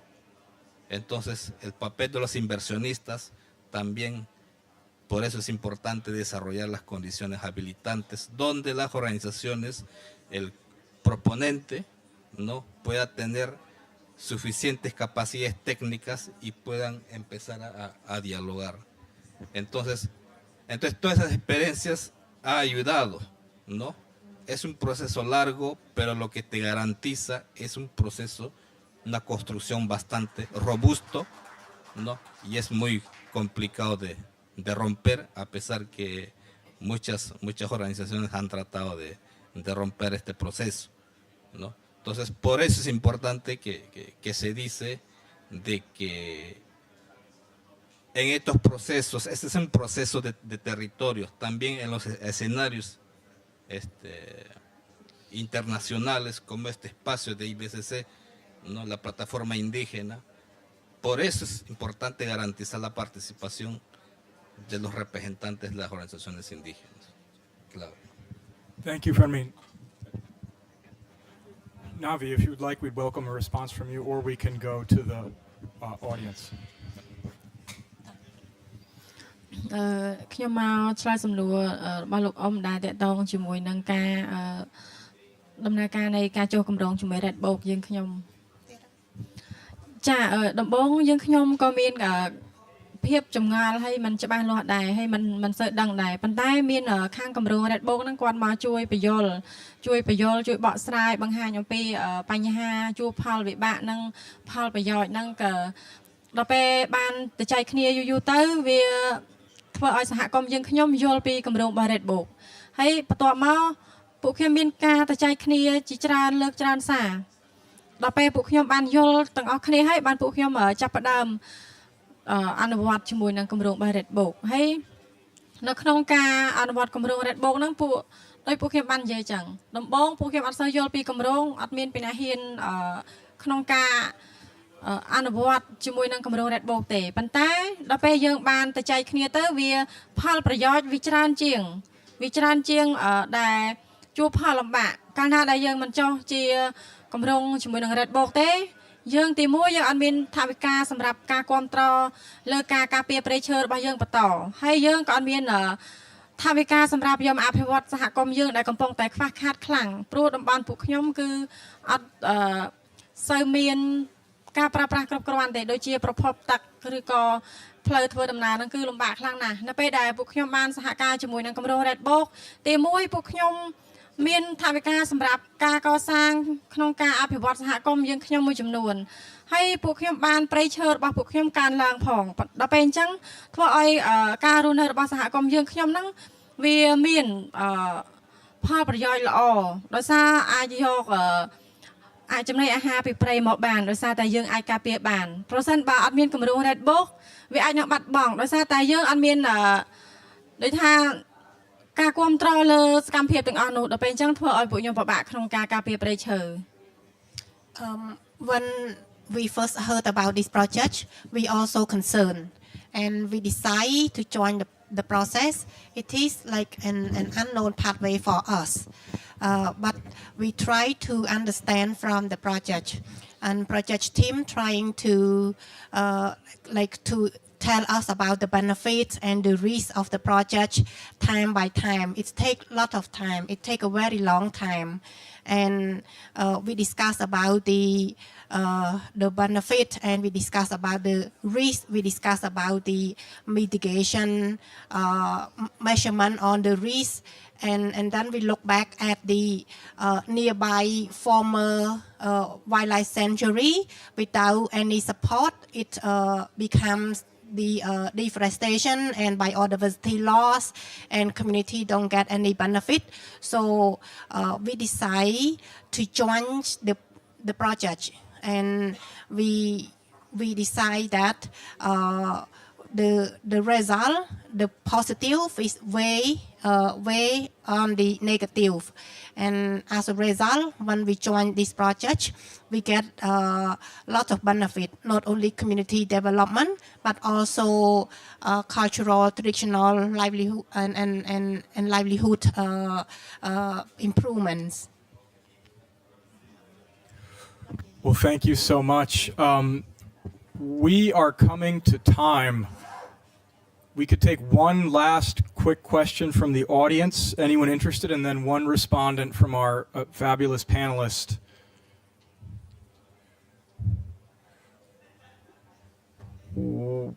Please.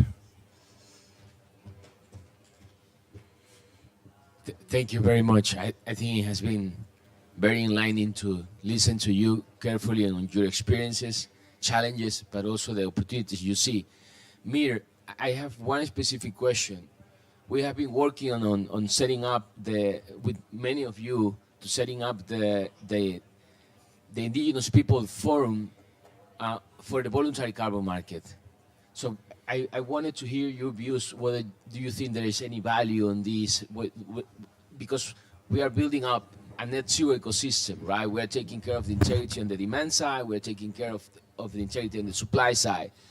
And we believe perhaps that this forum will complement the governance arrangement, right? But it's important to understand whether you will feel that that is useful for you because it will be self-governed by Indigenous people. So just want to hear your thoughts about it. Kia ora. Yes, I've heard about this, the forum, and I 100% support the forum. It's vital actually, because otherwise we have too much prospecting going, going on in our communities. The last frontier really is our biodiversity. I mean, through the industrial process and through colonialism, they've pretty much taken everything else. So it's vital that as we confront climate change, that we maintain control of the biodiversity and control of the development pipeline, because if we don't, we won't see the returns that we hope to seek for our communities. And we're at a point now where the actions we take today will actually ensure that the survival of 7 generations will occur. So I think the forum has a very vital role to set out the ethical arrangements that must underpin partnerships with Indigenous communities, also offer capacity to be able to assist Indigenous communities to build out their VCMs. There's a lot of technical capacity gaps. And so from my perspective, what we're building out with Hene Mona Halo, we're actually doing the whole system. We've got our own Indigenous standard that will stand side by side Vera. We're going to be Vera aligned, but we're not going to adopt the Vera, we're not going to certify ourselves with them. We've got our own process. We have a third-party assurer and insurer that we're utilising. So the whole system is bespoke, and we have our own blockchain. So we'll be trading our credits ourselves. And the whole point of the exercise is once the system is established, that it'll ensure integrity in the market, but it'll also ensure integrity for us. We have to do this in a way that ensures our cultural survival and that our Indigenous knowledge survives, our communities do. So, there's a two-way conversation here. Often we don't see that in a lot of these carbon projects. So I think, our focus will be develop the system and then make it available to other Indigenous communities worldwide. Thank you so much, Mary. With tremendous gratitude and appreciation for our panelists, as well as for ICVCM and Nature for Climate for creating this space. And I did also want to acknowledge and welcome the ICVCM's creation of this Indigenous Forum. We will look forward to seeing how all of these critical conversations about how to bring the experiences of these and other local leaders into the heart of the carbon market. As you'd noted so well, where are the other examples of commodity markets that have done this right so far? This is what we can build together, building on your knowledge. Please join me in closing the session and giving a last a very heartfelt round of applause to our great panelists. Thank you all.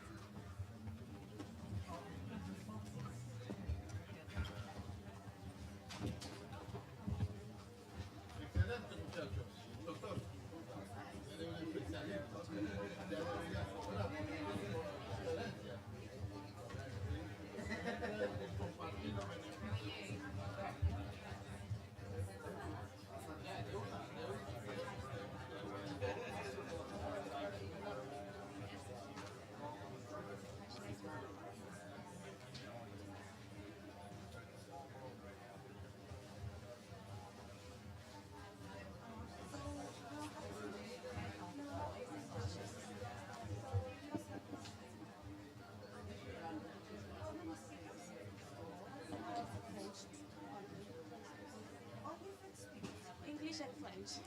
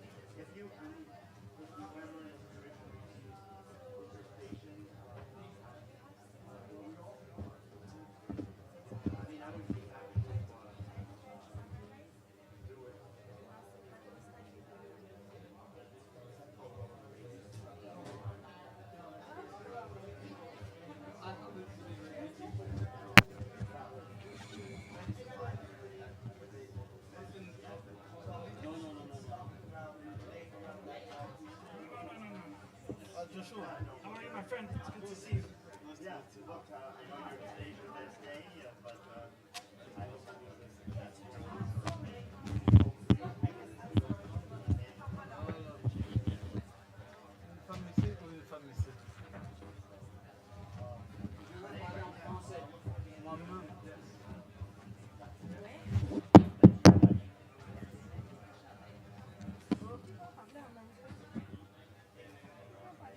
The room is empty.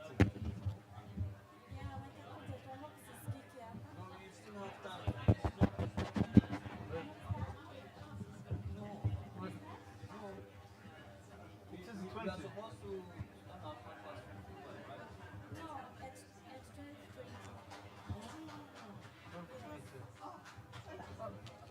Look, get about the far.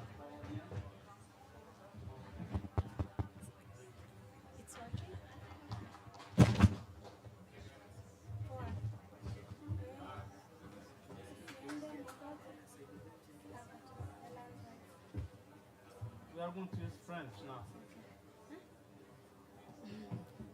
Are you speaking French? Yes. Yeah, me too. French. Only Joshua will speak in English. Call the Moses.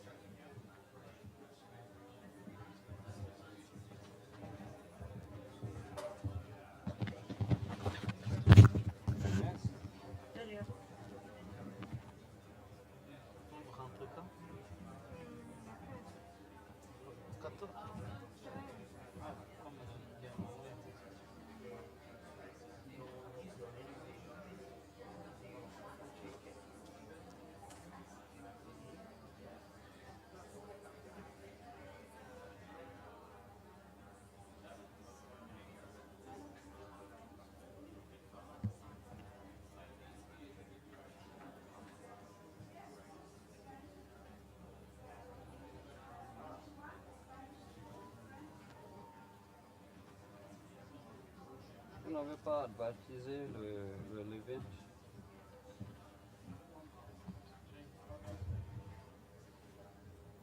Okay, good afternoon.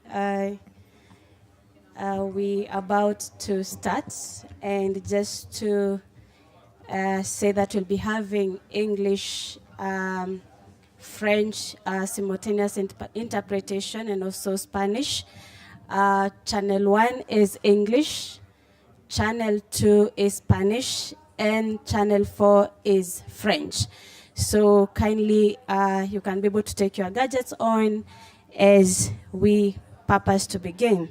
So good afternoon and good to see all of you, and really thank you for joining this session where we are trying really to look into the future of the indigenous communities, of course not also forgetting the pastoral communities as well, and why land tenure or secure tenure rights is really paramount for conservation and restoration. I'm joined here with my panelists, and before we start with the introduction, I'll just like to watch a 30 seconds video just to show how land rights are important for economic, social, and environmental sustainability of our communities. Take up to you.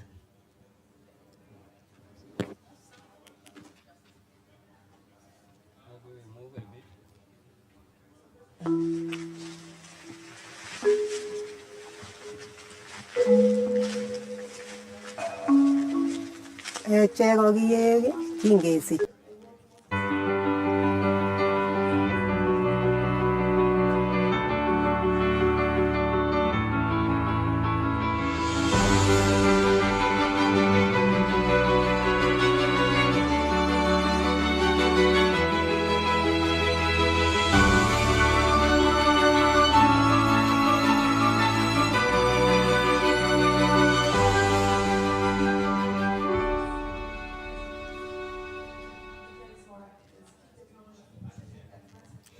Thank you very much. Of course, it was just a quick video to show how important land rights are. And of course, land, we live on it. Land, we drink on it. And of course, it's where we really build our future from. And of course, looking into the situation that we are in today, we are in climate emergency, we are in climate crisis. And of course, land rights should be a pathway out of this, and especially building the resilience of the indigenous communities, resilience towards these impacts that we are experiencing. And having said that, of course, in this session, we are really looking to dive deeper, to unpack or to take stock into how can we be able to secure and strengthen the land rights of the indigenous community, and of course looking into ongoing issues of industrial and agro-related investments in our region. How can we also be able to ensure that the human rights of this community in terms of the protection of their land is acknowledged and as well as protected? So without further much ado, I would like to introduce myself. My name is Jane Jerry Mwangi, and I work with International Land Coalition, where we promote people-centered land governance. I'm joined here with my able panelists, who I'm going to give them just 2 minutes to introduce themselves and tell us the organization that they are coming from, and we'll be able to get into the discussion. I'll start with Vatal. Over to you. Bonjour, je ne m'appelle pas Vatan, je m'appelle Vital Bambanze. Je suis de l'organisation Unisono pour la promotion des batois, INPROBA du Burundi. Et je suis aussi membre de différents réseaux, parce que l'INPROBA fait partie de différents réseaux qui travaillent pour les peuples autochtones, notamment le réseau des peuples autochtones pour la gestion des écosystèmes forestiers d'Afrique centrale, le REPALEAC. Nous sommes aussi membres du comité de coordination des peuples autochtones d'Afrique. Je suis membre de l'instance permanente des Nations Unies sur les questions autochtones, qui est un des mandats des Nations Unies sur les peuples autochtones. Et aussi, nous travaillons avec d'autres mécanismes de fonds, notamment le mécanisme de fonds dédié aux peuples autochtones au sein du FIDA.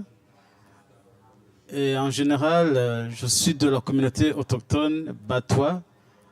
C'est là où je pense que je vais beaucoup plus orienter ma présentation en tant que groupe de chasseurs-cueilleurs, parce que nous sommes conscients que les questions foncières qui nous réunit ici est crucial, et je pense que la présentation peut se terminer par là, et je vais continuer après. Merci Madame la Présidente de la session. Thank you, Vital. Merci beaucoup, merci honorable, et bonjour à tout le monde. Moi c'est Didja Chari Djibrilla. Je suis de la communauté Pelmbororo du Tchad, nomade et semi-nomade. Je suis la responsable genre au sein de l'association de femmes Pel et peuples autochtones du Tchad. L'objectif de l'association, c'est pour améliorer les conditions de vie des communautés Pel autochtones du Tchad, en particulier les femmes. Nous intervenons dans plusieurs thématiques, à savoir on a l'environnement avec les 3 conventions cadres des Nations Unies sur le changement climatique. Et nous avons aussi le droit de l'homme, en particulier droit des peuples autochtones. Et nous intervenons sur l'éducation des enfants nomades dans les zones d'accès difficiles. Et nous intervenons aussi sur la santé des femmes et enfants dans le couloir de transhumance. Merci beaucoup. Ok, bonjour à tout le monde. Je m'appelle Adamo Amadou. Je représente une organisation de populations autochtones pastoralistes au Cameroun, connue sous le sigle Mbouskouda, Bororo Social and Cultural Development Association. Et nous nous occupons sur les questions non seulement foncières, mais comment est-ce que les populations nomades utilisent les savoirs traditionnels pour préserver le climat et l'environnement. Merci. Aloha kako, o Joshua Cooper, ko inoa no Hawaii mai au. Aloha, I'm Joshua Cooper, and I'm from Hawaii. I work at the University of Hawaii and teach in the political science as well as Pacific Island Studies and Hawaiian Studies. And I also am the executive director of the Hawaii Institute for Human Rights. And we just recently created United Nations University Regional Center of Expertise on Education for Sustainable Development. And most recently, I'm assisting the Maui mayor, heading up the Office of Innovation and Sustainability and looking at all the issues in Hawaii related to land. And fortunate enough to also work with Land is Life internationally to advocate and coordinate campaigns around human rights, sustainable development, and climate justice. Thank you. Mahalo. Yeah, thank you. Thank you so much for your quick introduction. And of course, now we'll jump into the discussion.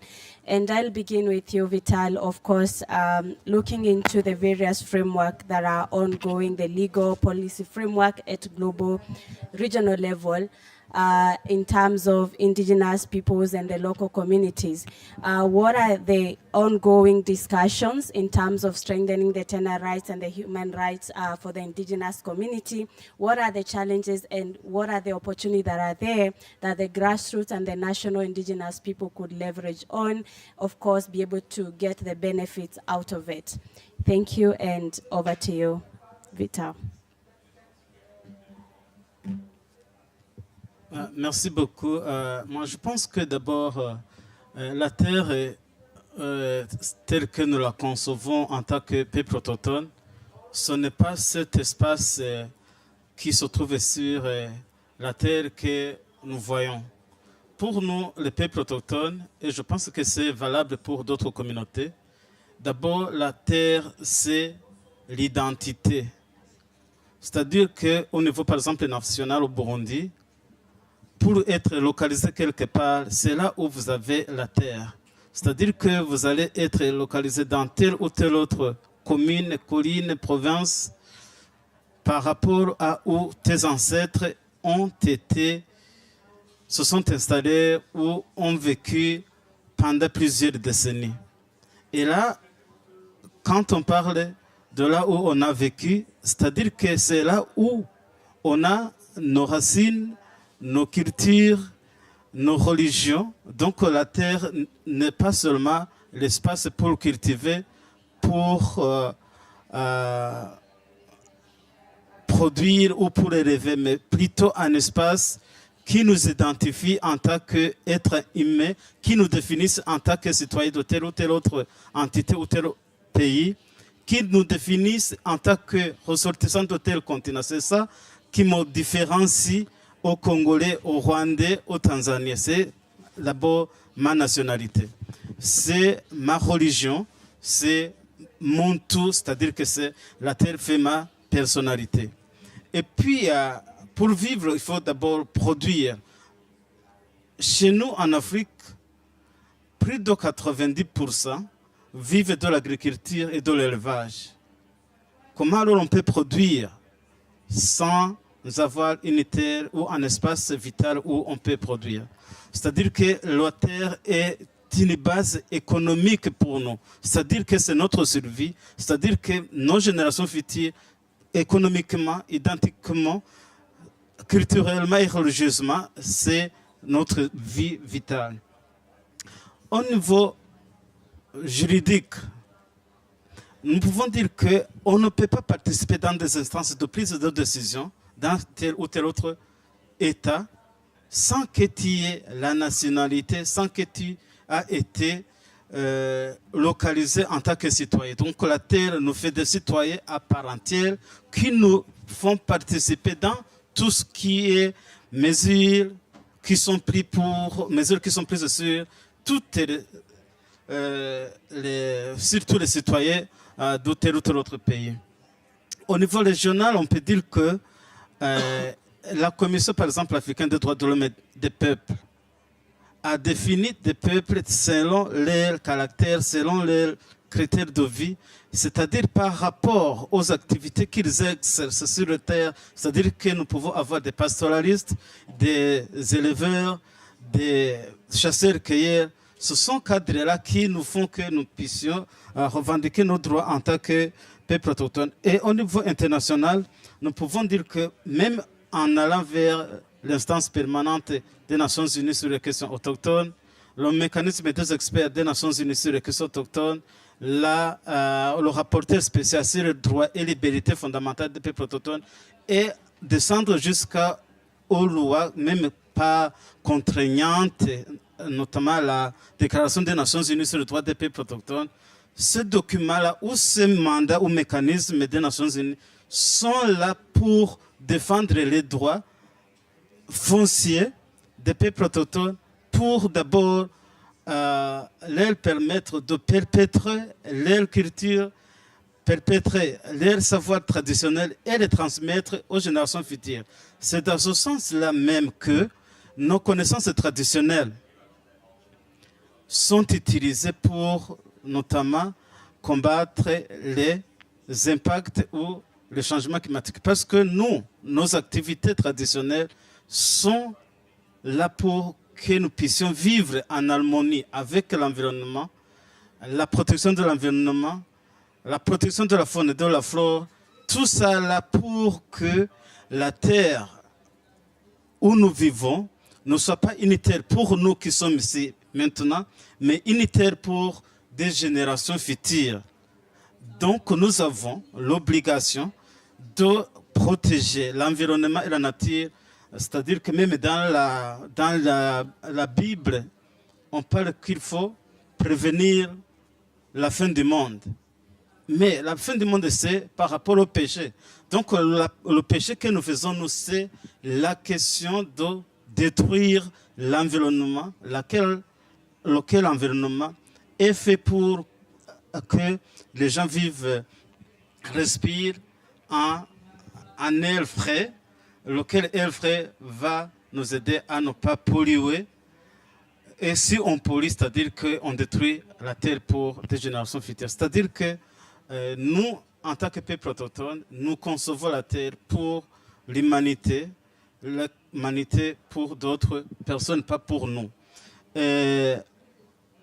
Enfin, je pourrais dire que, notamment en étant en collaboration avec différentes institutions, les États ont les obligations de consulter les peuples autochtones afin que les idées soient intégrées dans les politiques nationales selon les élaborations des politiques nationales, que ce soit au niveau de la protection, la gestion la création des parcs et l'utilisation et l'exploitation des ressources naturelles.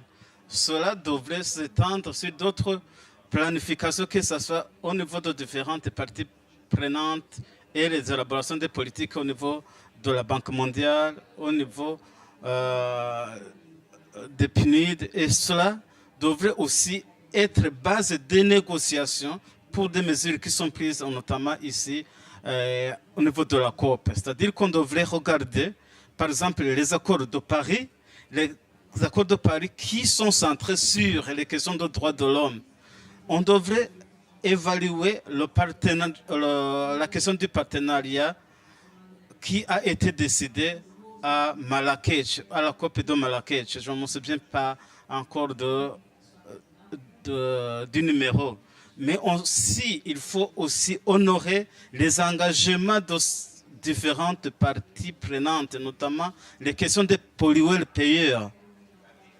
Les accords de Glasgow, alors maintenant, où vont la mise en œuvre des promesses de Glasgow, en fait que notre notre participation dans la protection de l'environnement ne reste pas dans les documents, mais aussi va vers la communauté que nous représentons. C'est-à-dire qu'il y a le devoir de rapatrier le processus de négociation au niveau international pour le transcender dans les communautés et en fait que les peuples autochtones vivent de leurs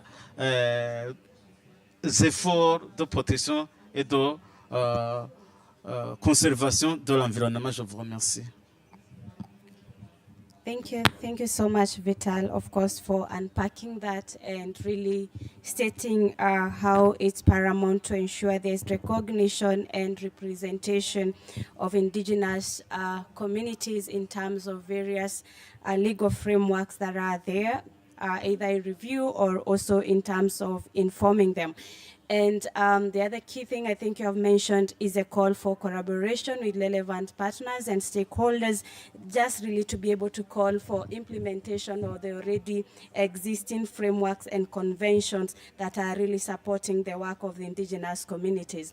So thank you for those key, ask and commitment that you have given us. And in this case, I would want to jump into Dujer. Of course, you clearly highlighted the work that you're doing in terms of supporting gender and women's access to natural resources. And we understand that climate change continues to exacerbate the existing inequalities, particularly affecting women being more vulnerable. And it's not just because they don't have, access to these economic, assets, but also it's because we realize there is, limited, representation of women in various policy engagement. So my question would be, what is the work that you are doing in terms of supporting women to access and own natural resources, including land, and the work that you are really doing to support pastoral women, indigenous women to build their resilience? Thank you, and over to you.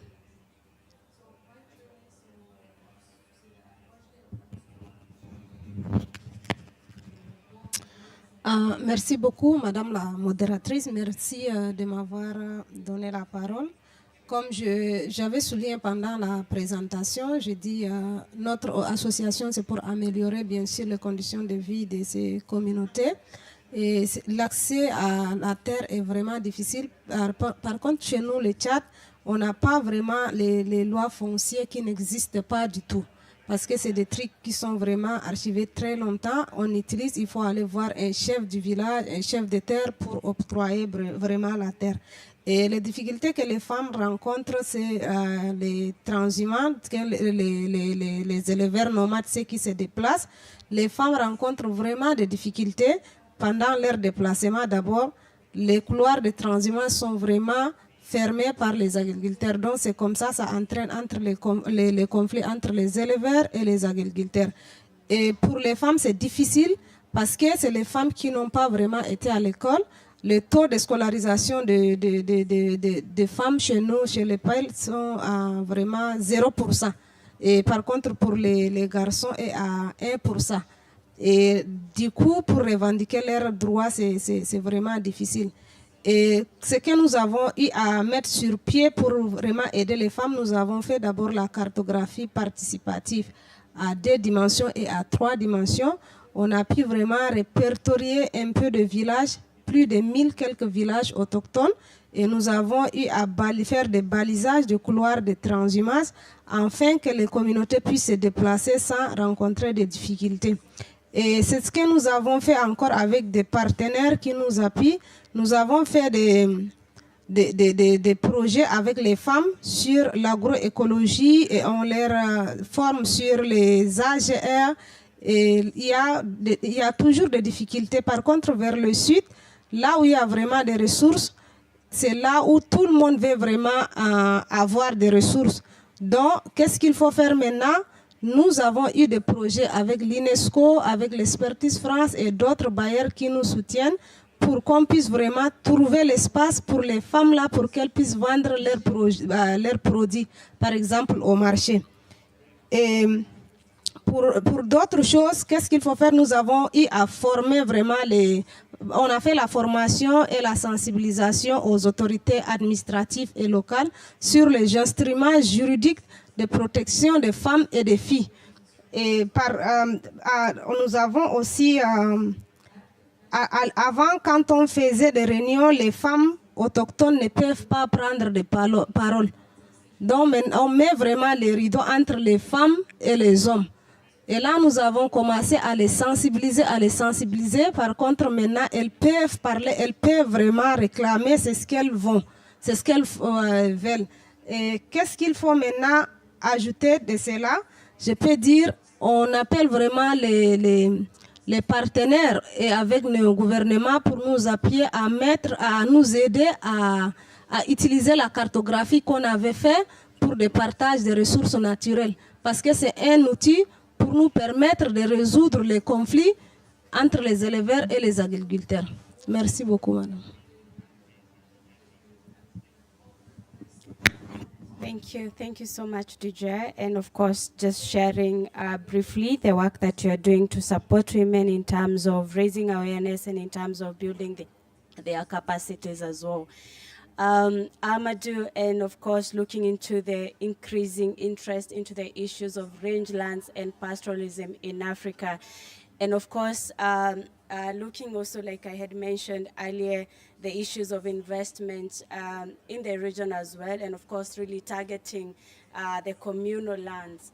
I will just ask you to share briefly, what are the initiatives that you are doing in Cameroon in support of, pastoral community secure and tenure rights. And of course, could you share, some of the best practices that could be outscaled in other countries? And if any challenge, how can we be able to overcome it?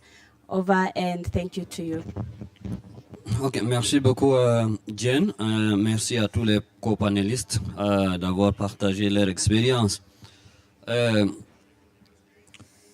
On va commencer par le contexte de la situation de la terre vis-à-vis des communautés pastoralistes nomades.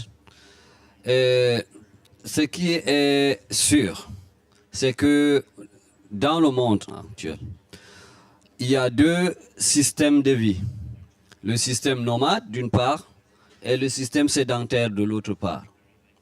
Ce qui est sûr encore, c'est que toutes les politiques, toutes les lois visant l'accès à la terre ou à la propriété de la terre sont établies par le système sédentaire. Pourquoi? Parce que les nomades ne sont jamais dans les instances décisionnelles, encore moins dans les parlements où les lois sont votées. Cela a pour conséquence que les nomades, leur système de vie ne les permet pas à accéder même à la terre. Je ne parle pas de la propriété. Si on prend le cas du Cameroun dans mon pays, parmi les conditions pour lesquelles il faut remplir pour obtenir le titre foncier, il y a la mise en valeur. On dit qu'il faut mettre en valeur la terre. Et par conséquent, on ne considère jamais le pastoralisme, le fait d'élever et de pâturer les bœufs, comme une forme de mise en valeur. Parce qu'on ne voit pas la hutte qui est construite, parce que la mise en valeur dit qu'il faut qu'on trouve d'abord soit un champ, soit des arbres plantés, soit quelque chose comme un édifice mis en place. Et c'est ça qu'on considère seulement comme mise en valeur. Or, pour les nomades, paître ses troupeaux sur un endroit, c'est ça la mise en valeur pour nous. C'est-à-dire on a mis en valeur cet espace. Ça, par contre, n'est pas pris en compte, d'une part. Et d'autre part, il faut différencier, comme je dis souvent, entre ces deux systèmes, le système sédentaire qui vise à avoir contact avec une place circonscrite et le système nomade qui fait avec l'espace, l'étendue. Tant qu'on ne fait pas cette différence, on ne va pas s'entendre sur comment accéder et s'approprier la terre. Voilà. Cela étant dit, au Cameroun et aux pays de l'Afrique centrale, sous-région, et même au-delà, qu'est-ce que les organisations pastorales essayent de faire? On se limite jusqu'à présent au plaidoyer de comprendre ce système de vie qui est essentiel. Pourquoi? Parce que quand on voit le nomadisme, on croit que les gens se déplacent par hasard. Parce que, ou bien on se déplace pour se déplacer. Or, si on met ça en contexte de la protection de l'environnement ou de la résilience vis-à-vis du changement climatique, quand on se déplace, le nomadisme permet à la régénération de l'environnement. Parce que si vous êtes là, l'environnement est un peu dégradé, vous vous déplacez pour un moment, avant que vous ne reveniez, l'environnement s'est régénéré. Et là où vous étiez, si l'environnement est un peu dégradé, vous retournez. C'est comme le système de la jachère dans l'agriculture. Et il faut comprendre cela. Et d'une part. D'autre part, les connaissances traditionnelles autochtones des nomades permettent plus que jamais de préserver l'environnement et de pérenniser cet environnement et voire lutter contre le changement climatique. Comment? Parce que nous utilisons les astres, nous utilisons la sacralisation des plantes, puisque chez nous, on ne détruit pas les plantes. Au contraire, on les sacralise parce qu'ils sont bénéfiques non seulement pour nos bétails, mais également pour la préservation de l'environnement, de l'air dans lequel on vit. Cela étant dit également, c'est-à-dire les astres qui sont utilisés pour se déplacer, parce que, comme je dis souvent, à travers une étoile, on peut connaître que la pluie viendra dans 2 ou 3 semaines, ou bien la saison sèche arrivera dans 3 ou 4 semaines. Or, avec le changement climatique maintenant, tout est chamboulé, tout est en désordre, et vraiment, les nomades sont devenus confus. Et en plus de cela, il y a la démographie. De plus en plus, les espaces qui, d'autres fois, appartenaient de fait aux nomades, même si légalement n'étaient pas reconnus aux nomades, sont envahis par la population, soit agriculteurs ou soit des multinationales. Je prends le cas, par exemple, des multinationales des Chinois qui viennent et s'accaparent des terres là où on pâturait nos élevages, nos bœufs, et creusent de grands trous pour extraire de l'eau, de l'or, mais qui partent sans les fermer, et nos bœufs sont toujours, tombent là dedans et meurent. Et avant qu'ils ne commencent même leurs travaux, ils déguerpissent d'abord tous les éleveurs de l'espace. Et ça, c'est un grand challenge vis-à-vis, et je crois même que ça, c'est un manque de reconnaissance de l'effort que les nomades font pour la préservation de la terre. Ce que nous faisons alors, comme je dis, c'est le plaidoyer qu'au niveau du Parlement, qu'on reconnaisse que ce système de vie est vraiment plus que bénéfique, non seulement pour les nomades, mais pour tout le monde entier. Parce que quand on préserve l'environnement, on préserve l'environnement pour tout le monde et non pour une communauté particulière. Pour l'instant, là où je m'arrête. Merci. Yeah, thanks.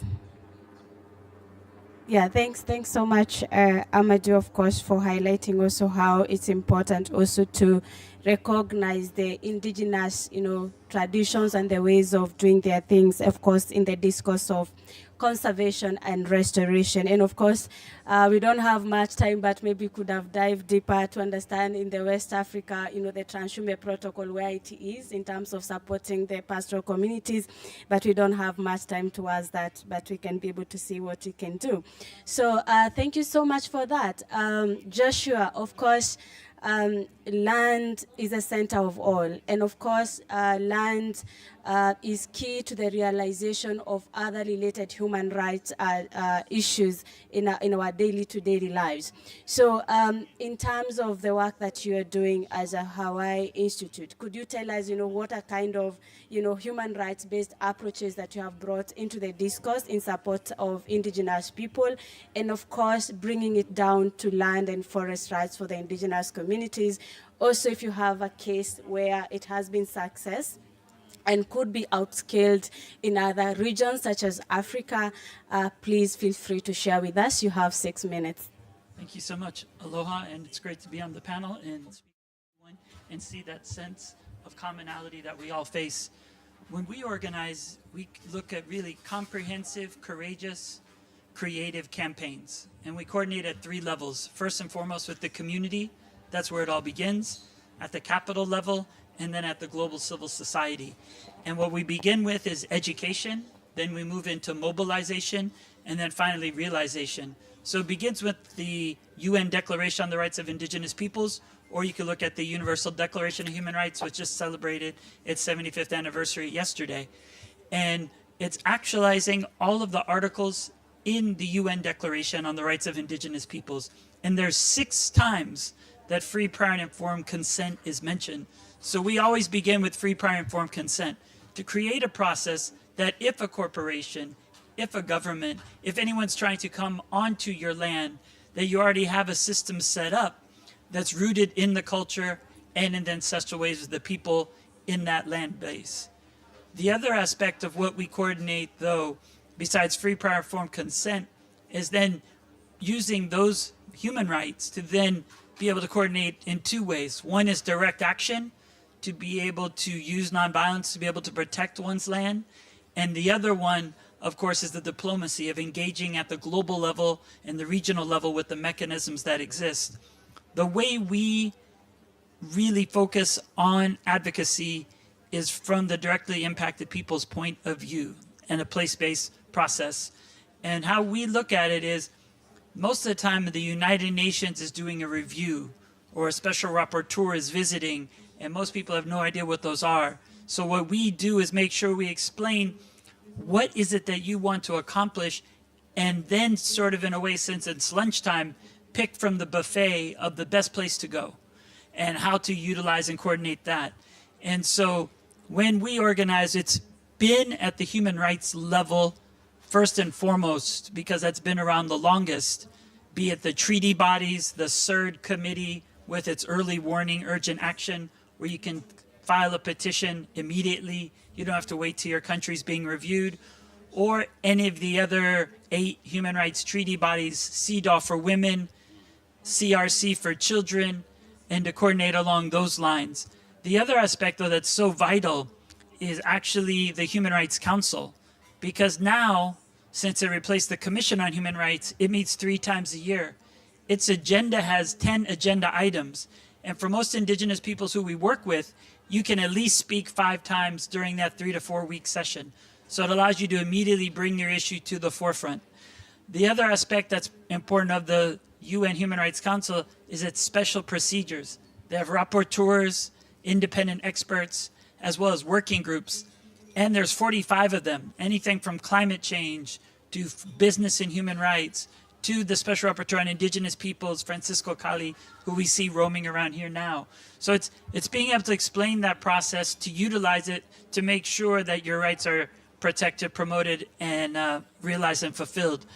But the other aspect that we think is absolutely important as well is now what exists with the UN Sustainable Development Goals. Because in that process, there's the voluntary national review. And every year in New York, 44 countries participate. So we've organized, if a company was trying to come in on land, or if a government is violating rights, that we utilize that voluntary national review in a campaign, and we combine it. The Permanent Forum on Indigenous Issues, which my colleague is sitting on, we use that meeting in April to then prepare and meet with all of the missions in New York so they know what questions to ask and how to put moral and legal pressure on the country being reviewed on their 17 global goals. So that's kind of important. And this is historic, and it's one of the reasons I agreed to be on this panel is now we know with the global stock take, we know the nationally determined contributions. We know how far we are from 1.5. And we know that we can utilize this nationally determined contribution as a way to make sure oil, coal, and gas do not come onto the indigenous lands, to be able to coordinate around that global stock take. And one angle I would like to add, since the new role that I'm in as the head of the Office of Innovation and Sustainability for Maui, is always looking at the local level. At the local level of the Sustainable Development Goals, there's the voluntary local review. That means you can have municipal multilateralism and coordinate among communities and cities to actualize the 2030 agenda at home.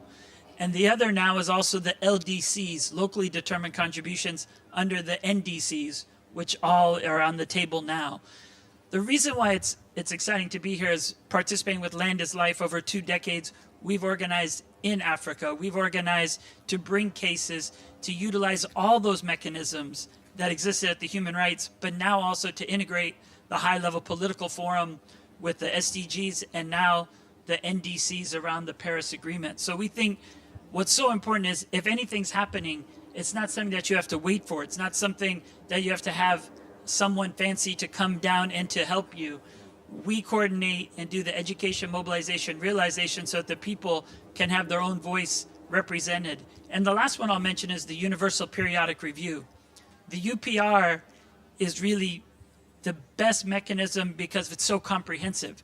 It's anything in the UN Charter, anything in the Universal Declaration of Human Rights, anything any UN agencies ever said, UNICEF, UN Women, about a situation, anything a rapporteur said, a treaty body, even the aspect of war crimes can be brought up and raised there. So we really believe these are ways we can do it. And just a reflection, it doesn't matter if we're in Africa or in Oceania. We really have to make sure that we understand the solidarity between all of us. So standing up now for West Papua and saying if you care about the Paris Agreement and you care about what's going on here, saving the forest in West Papua is as essential as any other action. And it's having that sense of sacredness that indigenous people have for all land, all aina, as we say in Hawaii, and organizing together for West Papua. Same way that now Maui, we always worked on climate change. Last year we were in Egypt, we've been there since Copenhagen. But this year it's different. I have to come here because the land that I call home, the land where we're from, lost the most lives ever in the history with over 100 people dead. With climate change, with a fire that burned an entire town in less than an hour. And we always wanted to organize, and I remember from the first time we did this work, indigenous peoples came to the UN to say, it's happening to us, we don't want it to happen to you. And after seeing what happened to Lahaina, it shows that we all must stand together to make sure it doesn't happen to any other community. And Lahaina is an example on Maui of everywhere else. Because if we want to really see what's going forward, we have to decolonize. We have to decarbonize. We have to decorporatize, and we have to decentralize. And the answers are all with the indigenous people. If we return the water, we don't have the fires we had. And the indigenous peoples are growing the food and living in harmony.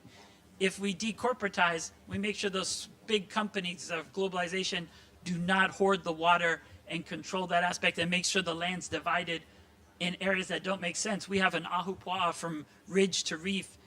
And then decarbonizing, we live in harmony with the land and we make sure that our communities are taken care of. And then finally, of course, the decolonization. Lahaina used to be the seat of the Hawaiian government. It was there where the kings and queens would make decisions for the people for 7 generations. And if that land was taken care of the way it was, you would never, of course, have the situation we find ourselves in. So we believe indigenous lands and indigenous hands is the way to go forward. And we know that that's important. So from Oceania to Africa, it's all the same issue. We're in this struggle together. So mahalo nui, maluhi e me ka pono. Thank you. Yeah, thank you. Thank you so much, Joshua, for those insights. And of course, just showing how, the similarities that we have, the challenges, it doesn't matter, the continents that you're coming from. But of course, the key call of really, us as Indigenous people being engaged in these processes from, the periodic review and of course, really stating that, the power of working together, bringing various Indigenous people, pastoral community together to have collective voices and collective actions to be able to really influence these policies and be able to have changes in practice. So thank you for mentioning that. And before I open the plenary for question, maybe just of the key thing I would ask to get feedback from you is that I mentioned in terms of, investments across the continents and the regions as well. And one of the key issues that I think is coming up is the issues of carbon. Oh, sorry. Yes. So one of the key things that we're experiencing now, and it's raising a lot of alarms, is the issues of carbon markets.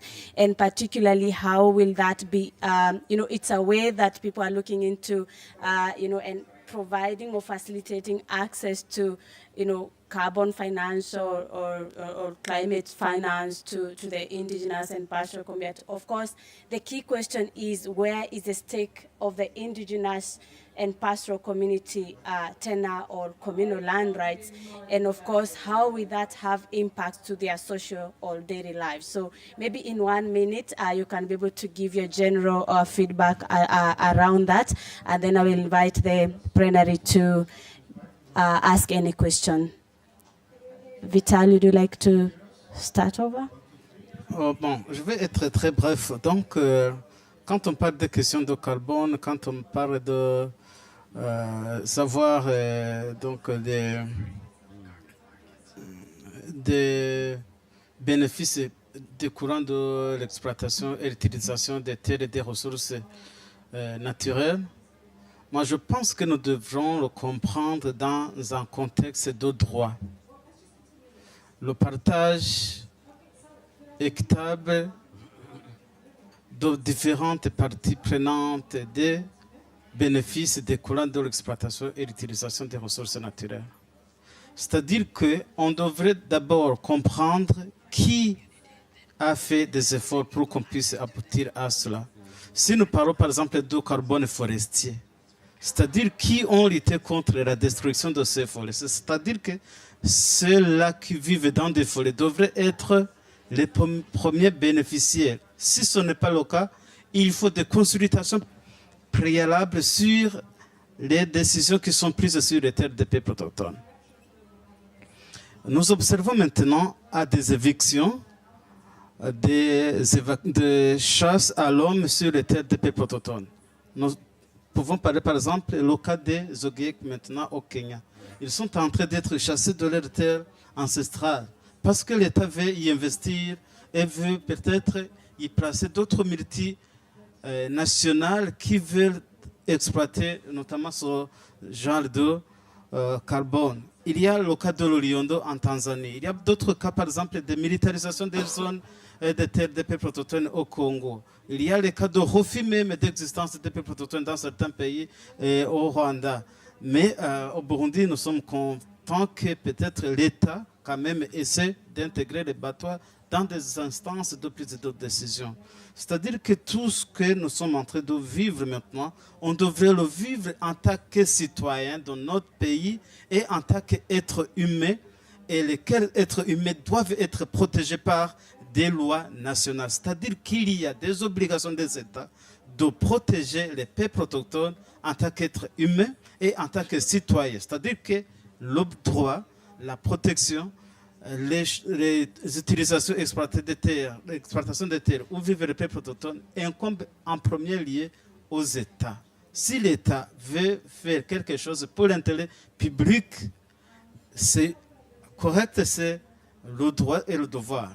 Mais on doit préalablement évaluer les compensations qui doivent aller vers ces communautés qui y ont vécu depuis des décennies et des décennies, afin que les déplacements massifs des peuples autochtones ne soient pas considérés comme des forces et surtout amener des militaires vers des femmes et des jeunes qui n'ont rien contre les militaires. Donc, c'est la question de considérer les droits et des négociations entre différentes parties prenantes. Et les investisseurs devraient d'abord, avant d'aller vers les États, faire une évaluation d'impact social sur les communautés riveraines. Je vous remercie. Merci beaucoup, merci pour la question. Moi, je serai vraiment bref et direct. J'appuie vraiment l'idée de l'honorable Vital. Et j'aimerais ajouter ainsi, peut-être, je dirais, il faut énumérer vraiment les femmes autochtones. Parce que c'est les femmes qui font vraiment le travail au niveau rural. Quand on constate au village, quand on descend, même si ce n'est pas dans le village, très tôt le matin, on voit les femmes qui partent au champ. Et c'est les femmes-là qui nourrissent vraiment des grandes villes, avec leurs petites activités qu'ils font, si c'est des maraîchères, si c'est de l'agriculture et autres. Tout ça, il faut vraiment faciliter, je dirais même faciliter vraiment le fonds pour les femmes. L'accès vraiment direct pour les femmes. Merci beaucoup. Ok, merci Jen, merci Vital et merci Adidja. Cette question, moi je crois que c'est une question même d'équité d'abord. D'abord, qui évalue le prix carbone? Est-ce que c'est un berger assis avec ses troupeaux en brousse ou bien c'est une autre agence qui vient dire que ça c'est un bon ou un mauvais carbone? Et comment est-ce que le prix est établi? Qui dit que une tonne de carbone vaut 1 ou 5 $? De là, si l'équilibre, le déséquilibre est déjà posé, hein, comme il a mentionné la question préalable du consentement préalable et équitable. Et nous voyons que ce principe est mis en brèche dès là.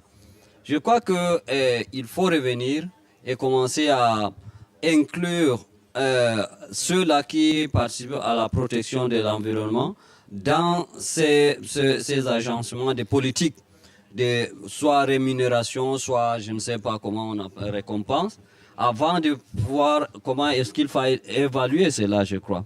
Donc ma petite contribution est là d'abord. Nous sommes à l'avant-projet de l'évaluation du prix carbone et je crois qu'il va aller un peu plus. Yeah, briefly, I think most important is we don't buy it. We build it. We build our communities. And when we look at, we don't need a market. We know that it's just it's not a sale, it's a sham. And we know what matters most is the land and the people who have lived on that land since time immemorial. So it's just another excuse for a corporation to be able to make up something to charge for something that should never even be monetized. So first and foremost, we reject them because they've never looked out for the well-being of our people in the beginning. So don't start to think now that it's there because they care. They're there because we forced them using human rights to actually uphold international law that they've all agreed to. We need the Treaty on Business and Human Rights that's legally binding, as well as the Convention on the Rights of Indigenous People. So I say that's where we need to go. And on Maui, we are doing 1 million native tree planting. But we're planting the trees that used to be there before everyone came to take them away. And Niue has a unique model where they're preserving each part of the ocean, and people could say they're going to help out and donate funds. But it's the indigenous peoples controlling and creating the system. And when we look at climate change, we always say it's system change.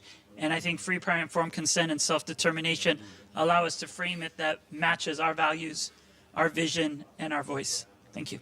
Yeah, thank you. Thank you so much. We have few minutes before we wrap up the session. And of course, thank you for mentioning the aspects of bringing the business and human rights approach in this discourse, bringing the issues of inclusivity and of course as well as equity, and ensuring that diverse groups are engaged in these processes even before implementation. So having said that, I would like to open the plenary. If you have any question, kindly, we have a few minutes. You can be able by show of hand and you can be given the floor. So if any question from the... Okay, we can start from here and then I'll go back. Do you have the microphone? You want us to take ours down?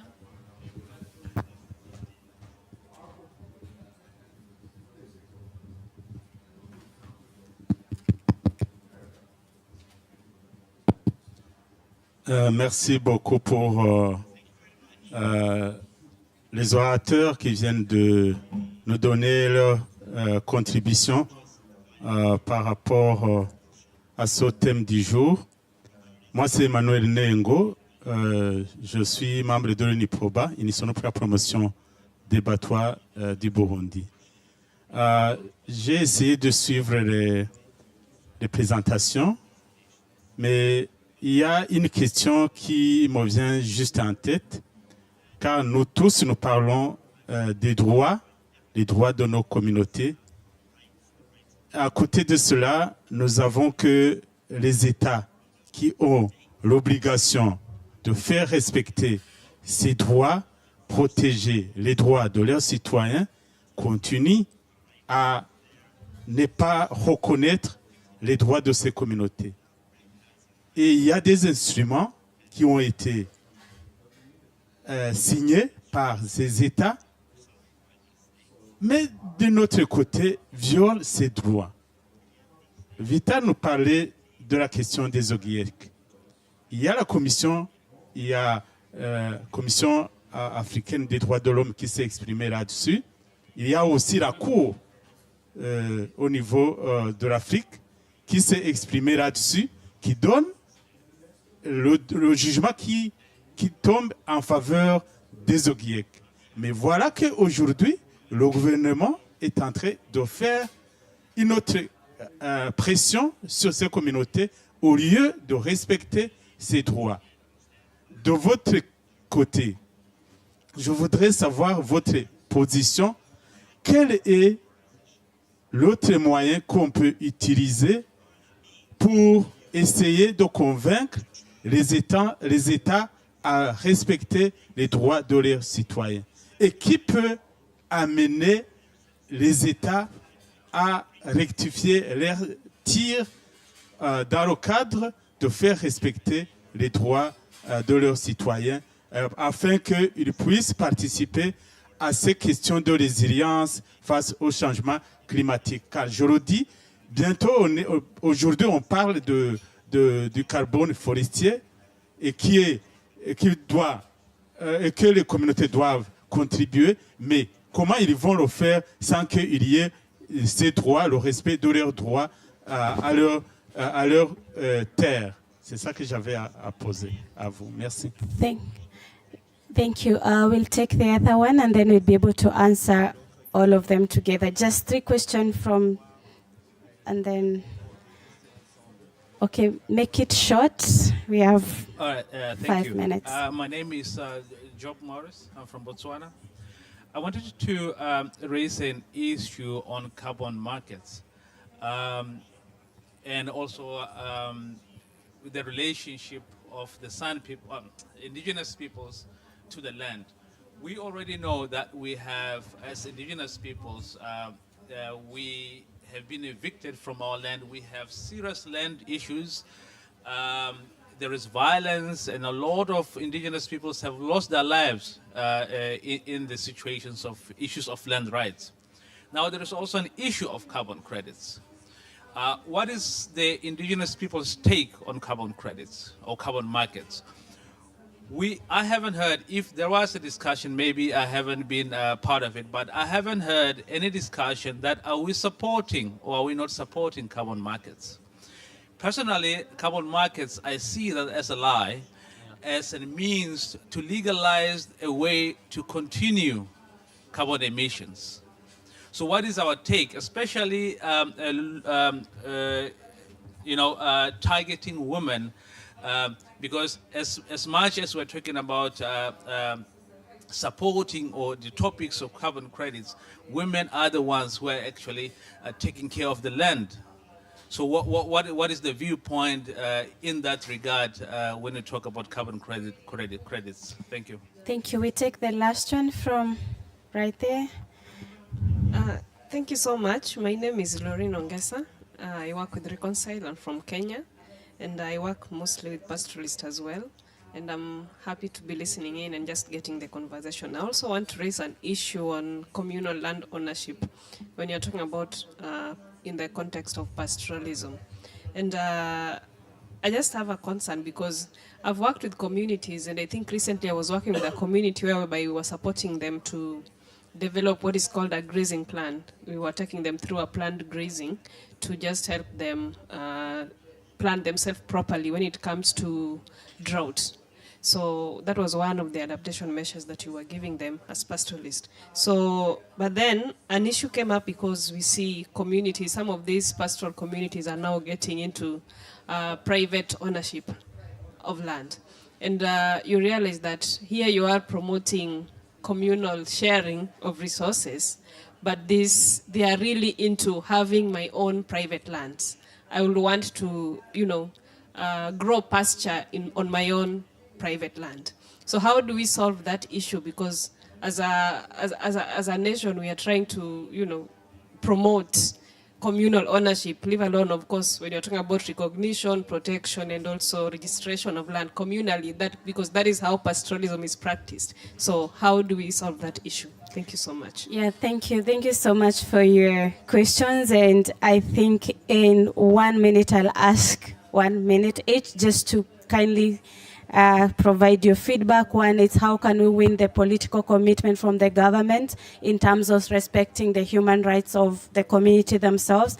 And the other one is where do we stand in terms of carbon markets as indigenous communities, and the other one is like looking into different interests also within the pastoral communities in terms of owning their own land and having the other side of communal lands where how can we have the convergence on that. So I can start with you, Vital, just in a few seconds, just to be able to give your feedback. Je vais être très très très bref.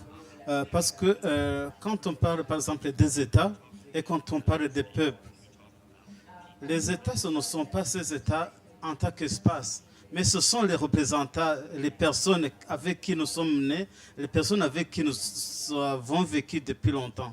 C'est-à-dire que ce sont les considérations que les autres groupes non autochtones donnent à nous. C'est-à-dire que quand on dit voilà, on a besoin de tel et de l'État. Qui sont les peuples autochtones? C'est-à-dire que ce sont ces gens-là qui représentent les États, qui représentent les institutions, qui prennent les peuples autochtones comme des êtres inférieurs. C'est ça le problème. Toutes les constitutions nationales prônent le respect et la protection de tous les citoyens à part entière, de tous les citoyens. Mais cependant, certains groupes qui se croient plus supérieurs aux autres élaborent des droits qui mettent des autres personnes à la marge de la société. C'est là où il y a la discrimination, la marginalisation et l'exclusion. C'est-à-dire qu'on ne peut pas accéder à tous les biens de l'État en tant que citoyen. C'est-à-dire que le problème n'est pas question d'élaborer des lois, question de dire ceci ou cela, mais c'est question de marginalisation des peuples autochtones. C'est question de...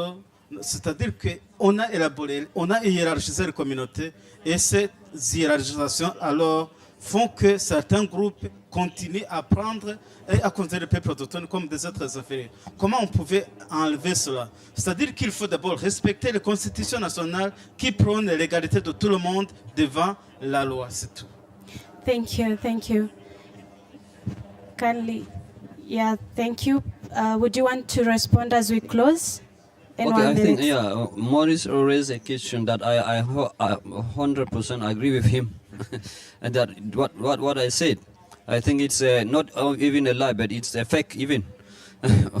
So, having said that, to Lorraine, I think this is due to the administrative system of our government, day to day they are restricting the land, and today the pastoralists are seeing that they are under pressure, so that the space they have not only is reduced from the demography, the population, and the agriculture, but also for the administrative area, so that is like a way to, okay, let's have our own space now, right now, to start having. But I don't think they do it because willingly, no, I don't think so. Especially in the nomadic area, the ranch land is really a communal issue. Thank you. Peut-être je dois répondre à la question de ma sœur là qui avait évoqué un problème sur l'octroi de l'autre l'espace pour les femmes. Je dirais parce que chez nous, c'est les communautés nomades qui se déplacent. Donc si on dit on va vraiment leur trouver des espaces pour eux, on les sédentarise. Donc on essaie de changer leur mode de vie. Donc les contextes sont vraiment différents. On ne veut pas vraiment changer le mode de vie de ces communautés, mais pour nous c'est juste faire des balisages de couloirs de transhumance et respecter leur temps, leur champ de stationnement, là où ils doivent se mettre. C'est juste ça. Merci. So, very briefly, because I want to respect the time as well. First and foremost, it was significant to win at the commission and then the court. And many people never thought the African court, which always was looking at what's indigenous or how to define. So winning those cases are important, but I wouldn't stop there. I'd utilize the global as well, but also the parliaments and coordinate at that national level. And then I think I already said the position about carbon markets. So I think we're full agreement. And then finally, I think what we're getting at with the Paris Agreement is it's recognizing what Indigenous always knew. It's not individual, but it's collective rights. And we have to think of this planet in Hawaii, we call it Malama Honua, to take care of our island Earth and of each other. And when we're rebuilding Lahaina and thinking how to come back from that devastating wildfire, it's more sharing and caring and collective than individual land, and making sure that everyone has access to the beach, to the natural resources. And I think that's the way Indigenous peoples have lived and illuminates a path for the rest of our planet. Thank you. Okay, thank you so much. Let's applause our panelists. Thank you for the good job. And also thank you for the audience for making the session interactive. Feel free to engage after the discussion with our panelists. Thank you so much.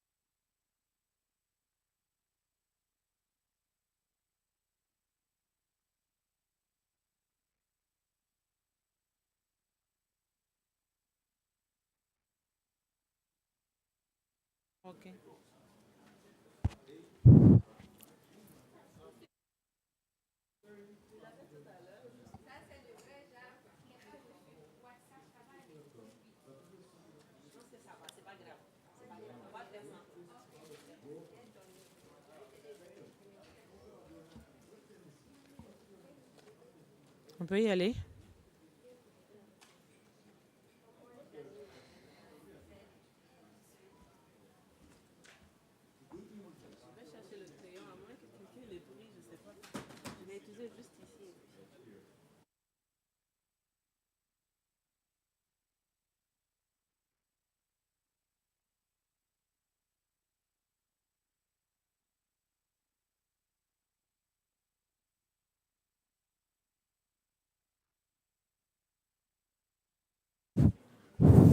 Ok, merci. Thank you. Bonjour tout le monde. Avant toute chose, on va s'excuser pour ce grand retard. Voilà, le panel qui était là avant nous est fini juste à temps. On a juste eu le temps de disposer un peu le matériel qui vous sera présenté juste après les interventions des panélistes. Je suis Mouminata Compaoré du Burkina Faso et je vais me faire le plaisir de modérer ce panel qui porte sur l'accès à l'eau et aux ressources naturelles pour les communautés face aux questions des changements climatiques. Alors, comme vous le savez, les peuples autochtones et les communautés locales sont parmi les premières à subir directement les conséquences des changements climatiques, eu égard au fait qu'ils dépendent étroitement de l'environnement et de ses ressources. Ces communautés, tenant compte de leur mode de vie, sont déjà vulnérables et les changements climatiques exacerbent au fur et à mesure cette vulnérabilité. Et cette vulnérabilité est encore plus prononcée en matière de ressources en eau, qui est l'une des raisons de la vie et de l'existence d'une communauté. Vous n'êtes pas sans ignorer que depuis la nuit des temps, les peuples s'installent là où il y a de l'eau, pour dire que cette ressource est vitale et elle est aujourd'hui impactée par les changements climatiques et ce qui influe la vie des communautés autochtones, des peuples locaux. Alors, nous avons aujourd'hui, pour discuter de cette thématique très importante, trois panélistes, trois charmantes dames, des expertes du domaine, qui vont nous entretenir un peu sur la question de l'impact de l'accès à l'eau et des systèmes alimentaires. Alors, par ordre, nous avons d'abord en présentation Madame Adama Fatimata Sonia Audrey Bandé, qui est juriste de l'environnement. Elle est spécialiste en sauvegarde environnementale et sociale.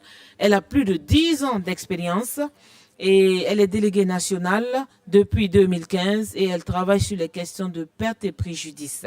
Elle a également une association qui s'appelle Flambeau, je pense que je lis bien, j'espère, et qui est au Burkina Faso, dans la région de la Boucle du Moun. Et c'est une association qui a pour objectif de s'aimer et entretenir la passion de la préservation de l'environnement et d'éveiller le sens du leadership dans les activités de préservation. Alors, en deuxième point, nous avons Madame Sarah Berstang. Je pense que je prononce bien. Elle est secrétaire générale de l'Alliance des peuples Cordillera, je pense que c'est le mot, qui est une alliance de 307 peuples autochtones et organisations de secteur qui appartiennent en fait au peuple Igoro-Kankane, je pense, et qui sont dans le nord de la Philippine. Et depuis longtemps, elle est activiste pour les questions des peuples indigènes et elle plaide également pour, en tout cas, la prise en compte de ces questions dans les questions de changement climatique. En troisième partie, nous avons Madame Rokiatou Traoré qui nous vient du Mali. Elle est entrepreneur, elle est leader et elle se bat pour un objectif bien précis.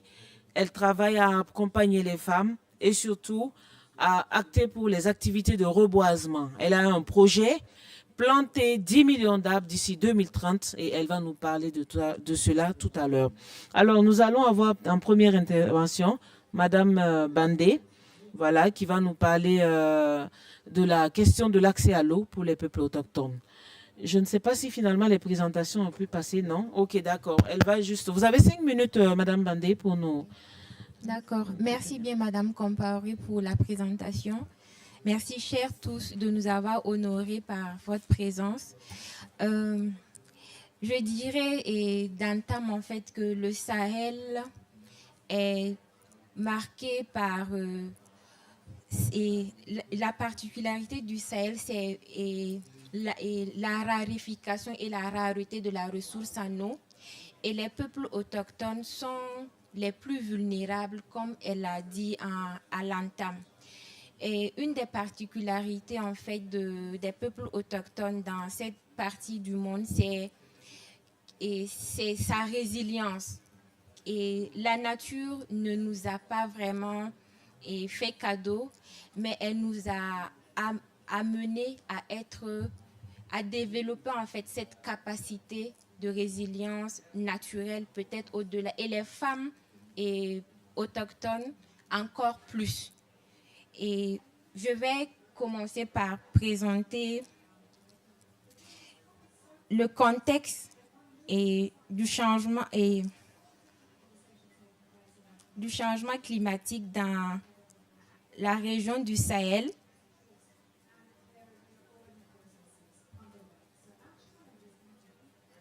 Ok, merci. Le contexte du changement climatique au Sahel se caractérise essentiellement par la désertification, la réduction des précipitations, ainsi que l'existence des réfugiés climatiques. La désertification se manifeste est une conséquence du réchauffement climatique qui accélère la désertification dans la région, ce qui rend l'accès à l'eau difficile. En outre, le réchauffement climatique perturbe les écosystèmes, réduisant les ressources naturelles dans la région. Cela s'explique par la réduction des précipitations. En effet, le changement climatique cause une réduction des précipitations, rendant difficile l'approvisionnement en eau des peuples autochtones. Par conséquent, la sécheresse pousse les peuples autochtones à migrer vers les villes à la recherche d'eau et de terres arables. Comme problème d'accès à la ressource en eau pour les peuples autochtones dans cette région, on a noté trois points principaux qui sont la pénurie d'eau, l'accès limité à l'eau potable ainsi que la dégradation des terres. Au titre de la pénurie d'eau, on note que les sources d'eau s'épuisent et se déchettent de plus en plus vite, ce qui pose un défi majeur pour les peuples autochtones. Et pour ce qui est de l'accès limité à l'eau potable, on note que les infrastructures pour la collecte et le stockage de l'eau sont insuffisants, ce qui aboutit souvent à la consommation d'eau polluée et la propagation de maladies. Et enfin, la dégradation des terres se manifeste par les pratiques culturelles et les changements climatiques qui contribuent à la dégradation des terres et rendent difficile la culture d'aliments et la survie des communautés autochtones. Comme conséquence, on a la perte des traditions, l'insécurité alimentaire ainsi que les difficultés économiques. Au titre des pertes de traditions, il s'agit que les peuples autochtones perdent leur culture, leur mode de vie et leurs traditions en raison de la désertification qui découle du changement climatique. Pour ce qui est de l'insécurité alimentaire, on note que les communautés autochtones font face à la faim, à la malnutrition en raison de l'impossibilité de cultiver des aliments du fait de la rareté de l'eau. Et enfin, au titre des difficultés économiques, on note que les peuples autochtones font face à des difficultés économiques en raison de la raréfaction des ressources, engendrant une pauvreté croissante et une diminution des échanges commerciaux. Comme impact sur la sécurité alimentaire et la santé, il y a la malnutrition, la mortalité infantile ainsi que les maladies hydriques. Comme initiative et solutions existantes, on peut proposer creuser des puits. Cela permettra d'améliorer l'accès à l'eau potable pour les communautés autochtones dans le Sahel. Le stockage de l'eau, qui est essentiel pour garantir l'accès régulier à l'eau dans les zones arides comme le Sahel. Et enfin, les plantes résistantes à la sécheresse. Le développement des variétés de plantes résistantes à la sécheresse permet aux peuples autochtones de cultiver leurs aliments malgré les défis climatiques. Enjeux futurs et perspectives au titre de l'accès à l'eau. On note qu'il est prévu que l'accès à l'eau sera de plus en plus compliqué pour les communautés autochtones dans le Sahel avec le changement climatique. Pour ce qui est de la sécurité alimentaire, il ressort que la sécurité alimentaire sera un enjeu majeur pour les peuples autochtones qui dépendent de la culture de leurs aliments dans cette région. Et enfin, au titre de la santé, il s'agit que les maladies hydriques et la malnutrition auront des conséquences de plus en plus dramatiques sur les communautés autochtones dans le Sahel. Et à titre de conclusion et recommandation, il faut retenir que le changement climatique représente un défi majeur pour les peuples autochtones dans le Sahel. Les initiatives existantes permettent d'y faire face, mais il reste beaucoup à faire. Aussi, il faudra donc investir dans des projets de recherche et de développement pour mieux comprendre les défis climatiques dans la région. Également, des infrastructures pour garantir l'accès régulier à l'eau potable et enfin encourager le développement de plantes résistantes à la sécheresse pour améliorer la sécurité alimentaire des communautés autochtones. Je vous remercie. Merci bien à Madame Bandé pour en tout cas ces éléments qui nous permettent d'avoir une idée de ce que les peuples du Sahel vivent, les difficultés qu'ils rencontrent.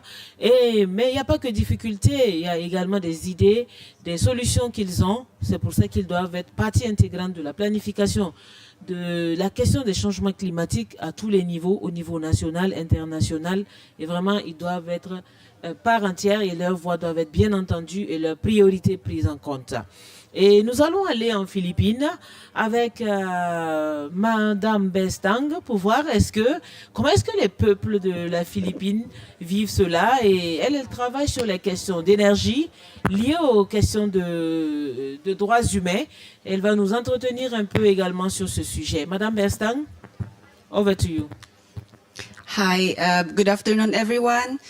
So I live in this group of islands called the Philippines, but what I'm going to share is not just what indigenous peoples in the Philippines are facing, but also in other parts of Asia. So as already said by the previous speaker, there really is an effect of this changing climate to the indigenous peoples, particularly like in our place on the farming system. It's either too dry, the season is either too dry, there's no water, or too wet, there's so much water.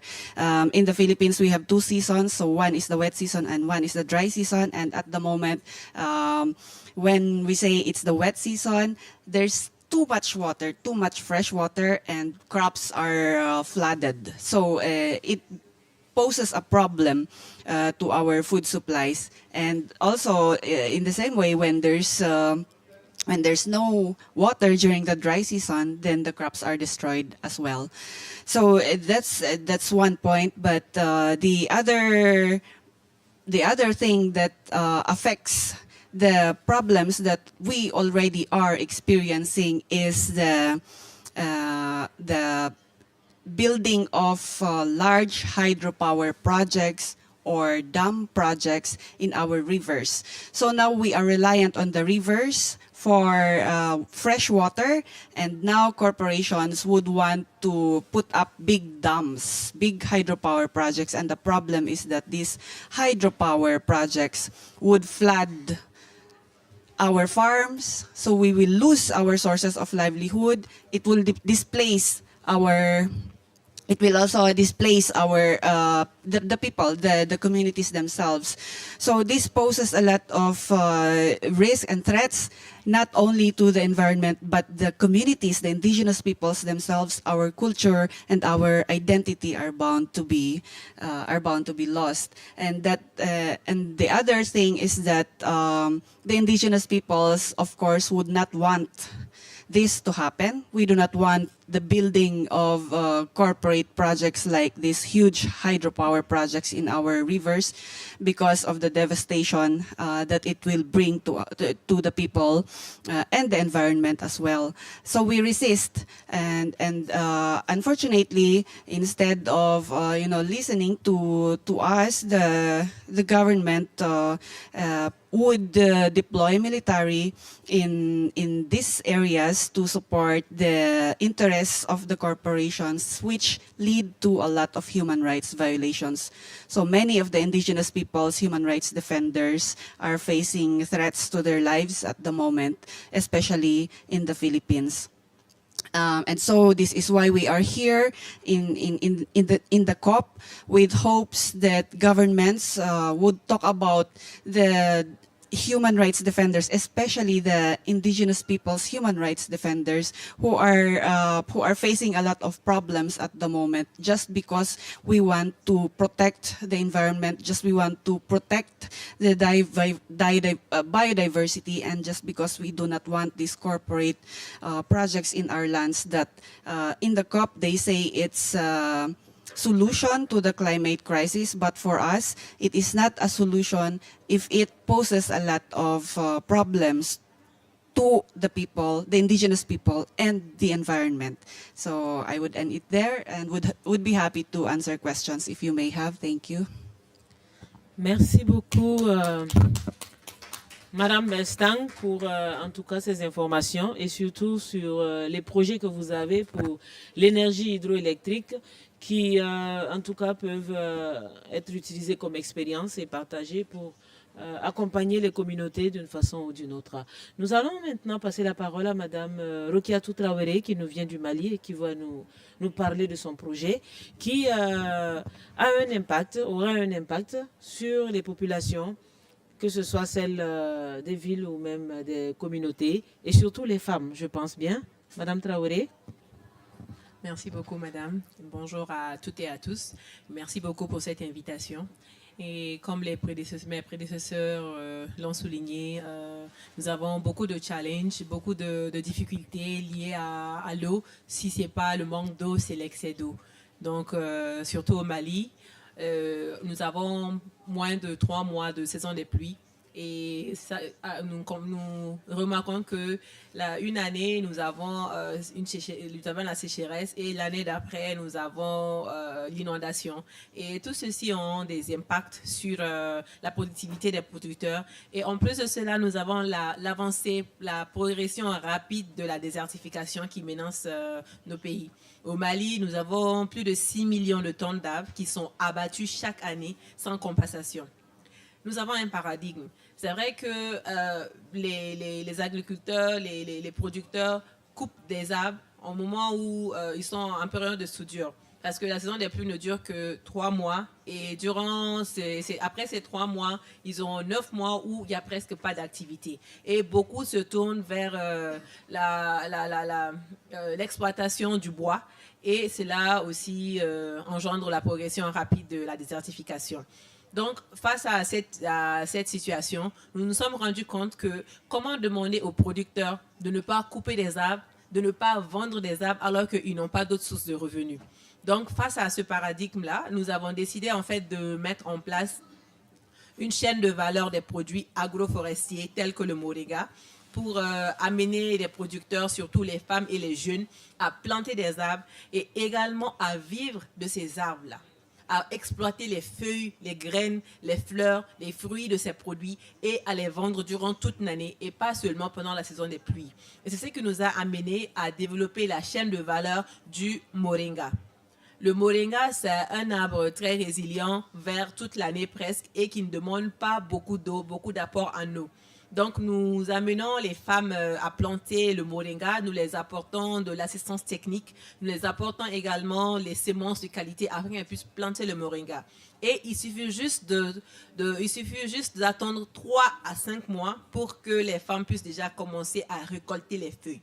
Et une fois qu'elles récoltent les feuilles, nous repartons vers elles, et nous achetons les feuilles, les graines et les fleurs. Et ça, c'est les revenus supplémentaires pour ces femmes. Et ça ne s'arrête pas là.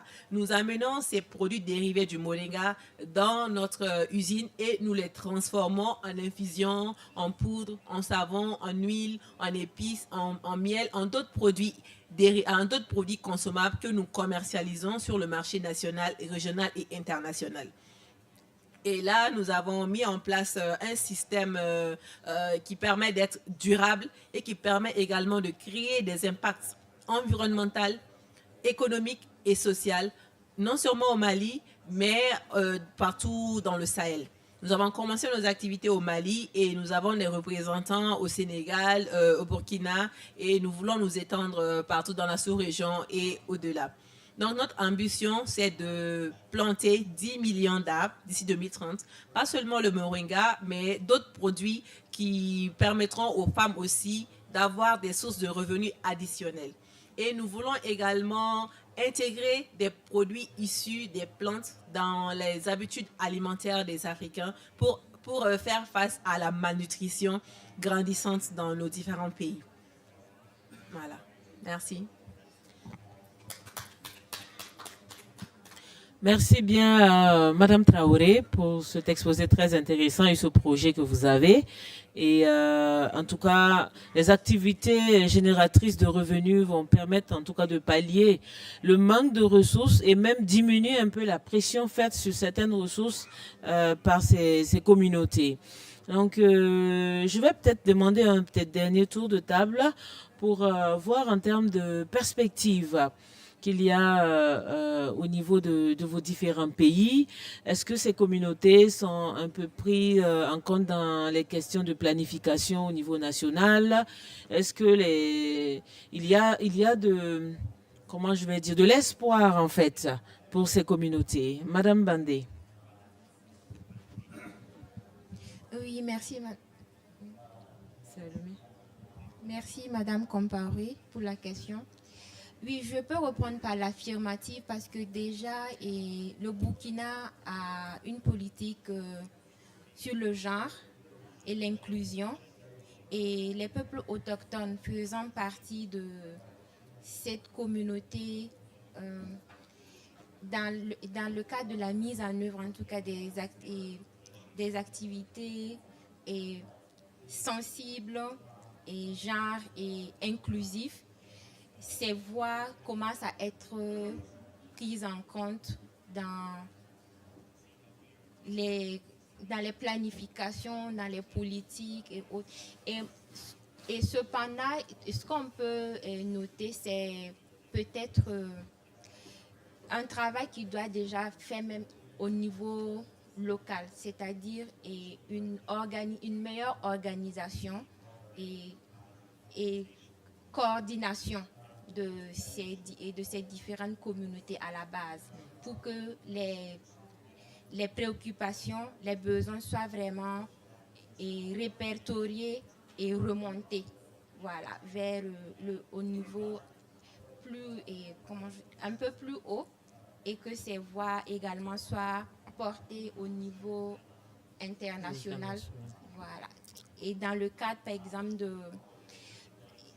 et des pertes et préjudices, il y a un plaidoyer qui est fait en faveur de la prise en compte et de l'inclusion des peuples autochtones. Voilà, merci. Merci bien. Madame Bestang, quelles sont les prochaines étapes au niveau de votre pays pour ce qui concerne les questions d'énergie hydroélectrique et l'implication en tout cas des communautés sur ce sujet? Yeah, thank you, Madam Moderator. In the Philippines, we are organized nationally as indigenous people, so we work together in terms of how the government should address our issues, particularly in relation to hydropower energy projects that are being promoted as renewable energy or solutions to the climate crisis. But since it is a problem for us indigenous peoples, we intend to continue this dialogue with the Philippine government in order to resolve the issues that we are facing as indigenous peoples, like for instance, the issue of the free, prior, and informed consent, the violations that take place, especially in relation to human rights. This should be addressed before we talk of how to implement such projects in our territories, and not just not just at the national level with the Philippine government, but also internationally. So that is also why we intend to continue to engage United Nations, intergovernmental bodies, and other relevant mechanisms where we can have our voices heard at the international arena. Thank you. Ok, merci beaucoup. Madame Traoré, quelles sont les difficultés que vous rencontrez dans le cadre de vos activités? Est-ce que vous êtes encouragée par les textes, par le gouvernement, et quelle est votre implication en tout cas dans les questions de changement climatique au niveau national au Mali? Je dois dire qu'il faut plus de volonté politique pour vraiment appuyer les initiatives de reforestation, surtout au Mali. Nous avons chaque année notre campagne de reboisement qui se fait par les eaux et forêts, mais sauf que les activités mises en place par les entrepreneurs ne sont pas vraiment supportées par l'administration, malheureusement. Même s'il y a l'Agence nationale de la Grande Muraille Verte qui est au Mali et qui essaie d'appuyer en termes de visibilité, mais n'a pas beaucoup de portée. Et ça, c'est vraiment un problème majeur. Et le deuxième problème aussi, c'est au niveau rural. C'est aussi l'implication des femmes et des jeunes. Parfois, c'est assez compliqué de rallier les femmes et les jeunes dans le projet. Parce que généralement, ils ont été habitués par un autre système. Un système où les ONG vont dans les milieux ruraux pour donner de l'argent à ces femmes pour prendre part aux formations, pour prendre part au projet, pour faire également ce qui font leur développement. Et de ce fait, à chaque fois qu'il y a un projet, eux, ils s'attendent à ce qu'on les donne de l'argent. Alors que cela est différent du modèle que nous, les entrepreneurs, nous mettons en place. Et ça, c'est un problème majeur. Et nous, on a eu beaucoup de difficultés dans ce sens parce que les femmes, au début, quand elles étaient très enthousiastes à la venue du projet, mais quand elles ont vu que nous, on ne les donnait pas de l'argent pour suivre les formations, pour faire les activités, l'engouement a un peu diminué. Mais nous avons décidé de continuer avec ceux qui croyaient réellement avec le projet, qui croyaient réellement au projet. Et après... Ça marche? Ok. Et après notre premier achat, lorsque ceux qui sont impliqués au projet ont eu les revenus, c'est en ce moment que d'autres femmes ont commencé à revenir dans le projet et à commencer à prendre soin de leurs arbres afin de pouvoir vendre également les produits moringa. Et le fait aussi que un autre aspect est le fait que le moringa n'est pas beaucoup connu au Mali. Généralement, le moringa est juste planté dans les concessions ou dans les rues, juste comme ça. Et la consommation n'est pas une habitude commune. Donc, il faut beaucoup de communication, beaucoup de sensibilisation pour amener les populations à accepter déjà de planter cet arbre et également à consommer cet arbre qui est un super aliment plein de nutriments, antioxydants, anti-inflammatoires. Merci. Apparemment, vous aimez beaucoup le moringa et toutes ses vertus. En tout cas, merci à nos trois panélistes. Nous allons, compte tenu du temps, peut-être prendre juste 2 interventions dans la salle, parce qu'après ça, il y a tout ce qui se prépare là qu'on doit un peu vous présenter, qui est un modèle d'habitat résilient des communautés du Sahel pour en tout cas faire face au réchauffement climatique. Donc, la parole est qui veut la prendre? Juste 2 interventions.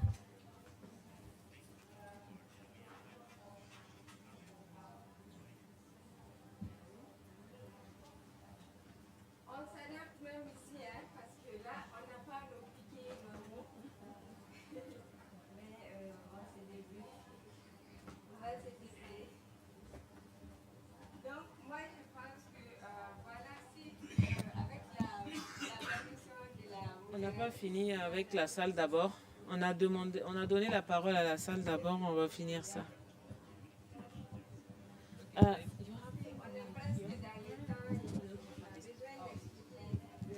L'adaptation avec l'habitat aussi. C'est bon, alors... Qui veut parler? Qui voulait parler? Non, il n'y a pas d'intervention. Okay. Donc, Salvatore, tu as la parole pour faire cette présentation. Donc, je vais commencer là avec dans la mi-temps.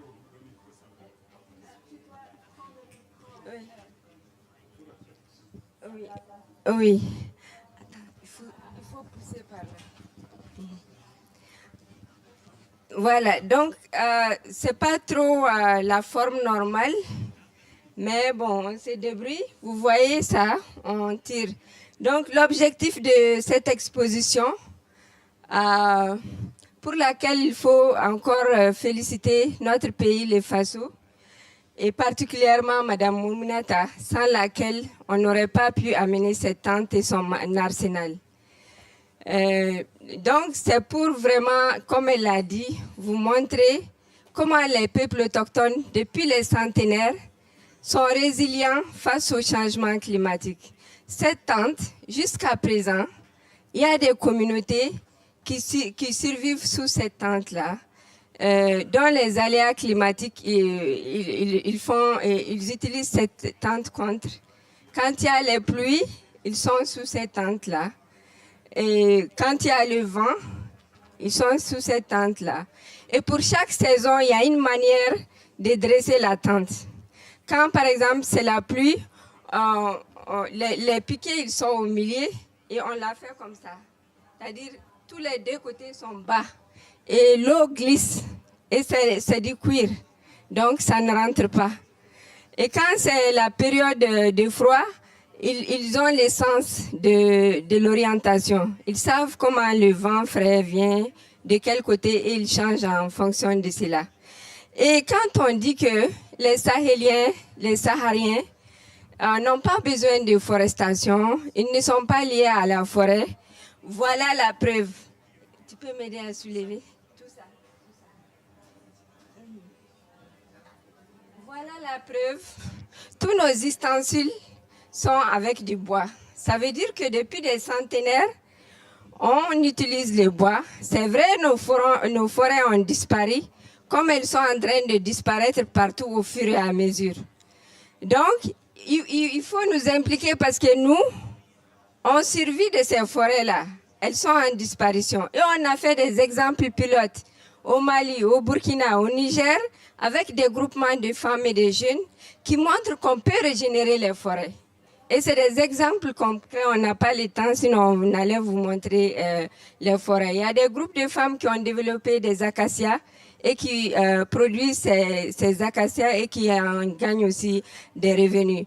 On dit que les peuples autochtones ne sont pas civilisés parce que bon, la plupart ne mangent qu'avec la main. Nous, on a devancé les autres. Est-ce qu'ils n'ont pas fait copyright? Nous, on a des arrière-grand-mères de plus de 90 ans qui ne savent pas manger à la main et qui mangent avec ses cuillères. Ça veut dire qu'elles existent depuis des centenaires. Nos matériaux ici, la natte que vous voyez en bas, c'est une natte faite de tiges des plantes avec le cuir. Et c'est un truc médicament, comment on dit ça,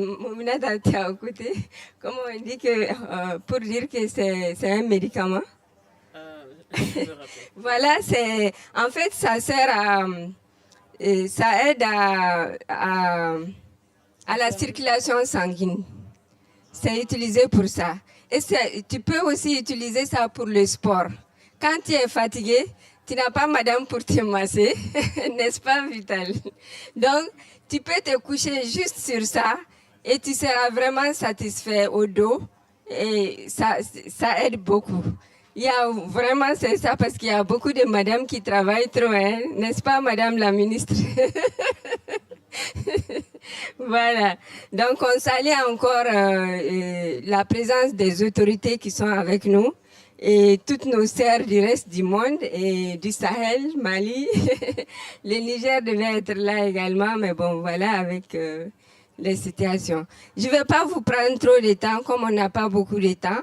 On va vous inviter au thé avec la permission de la modératrice, mais je lui remets son micro. C'est à elle de voir qu'est-ce qu'il faut faire exactement. Merci. Ok, merci bien à Saudata pour cette présentation. Oui, on a compté le thé dans le temps aussi pour qu'on finisse avec tout en même temps. Mais en tout cas, elle a beaucoup de choses qu'elle peut présenter plus que ça parce qu'il y a d'autres instruments qu'ils utilisent pour conserver de la nourriture, pour faire le lait, pour faire le fromage, en tout cas pour pouvoir se nourrir autant qu'ils peuvent dans le Sahel où les ressources sont devenues de plus en plus rares. Voilà, donc on va remercier les panélistes. Oui, après. On va remercier les panélistes à qui on va faire une ovation. Merci, merci Madame Bandé, Madame Bestang et Madame Traoré. Merci en tout cas pour votre expertise et pour votre apport. Merci à Saoudata pour l'organisation de tout cela. Merci à vous pour la participation. Et la dernière partie du side event, c'est le thé auquel vous êtes tous invités. Vous voyez comment c'est fait par des maîtres d'experts. Donc voilà, tea party. Merci encore. Et la photo de famille, s'il vous plaît.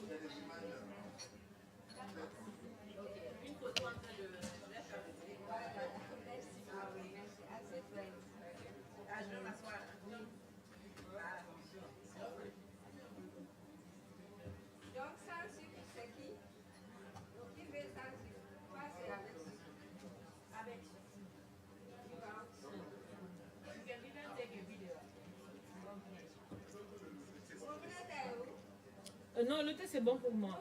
Oui. Ah, ok. On peut demander photo. On est ensemble là.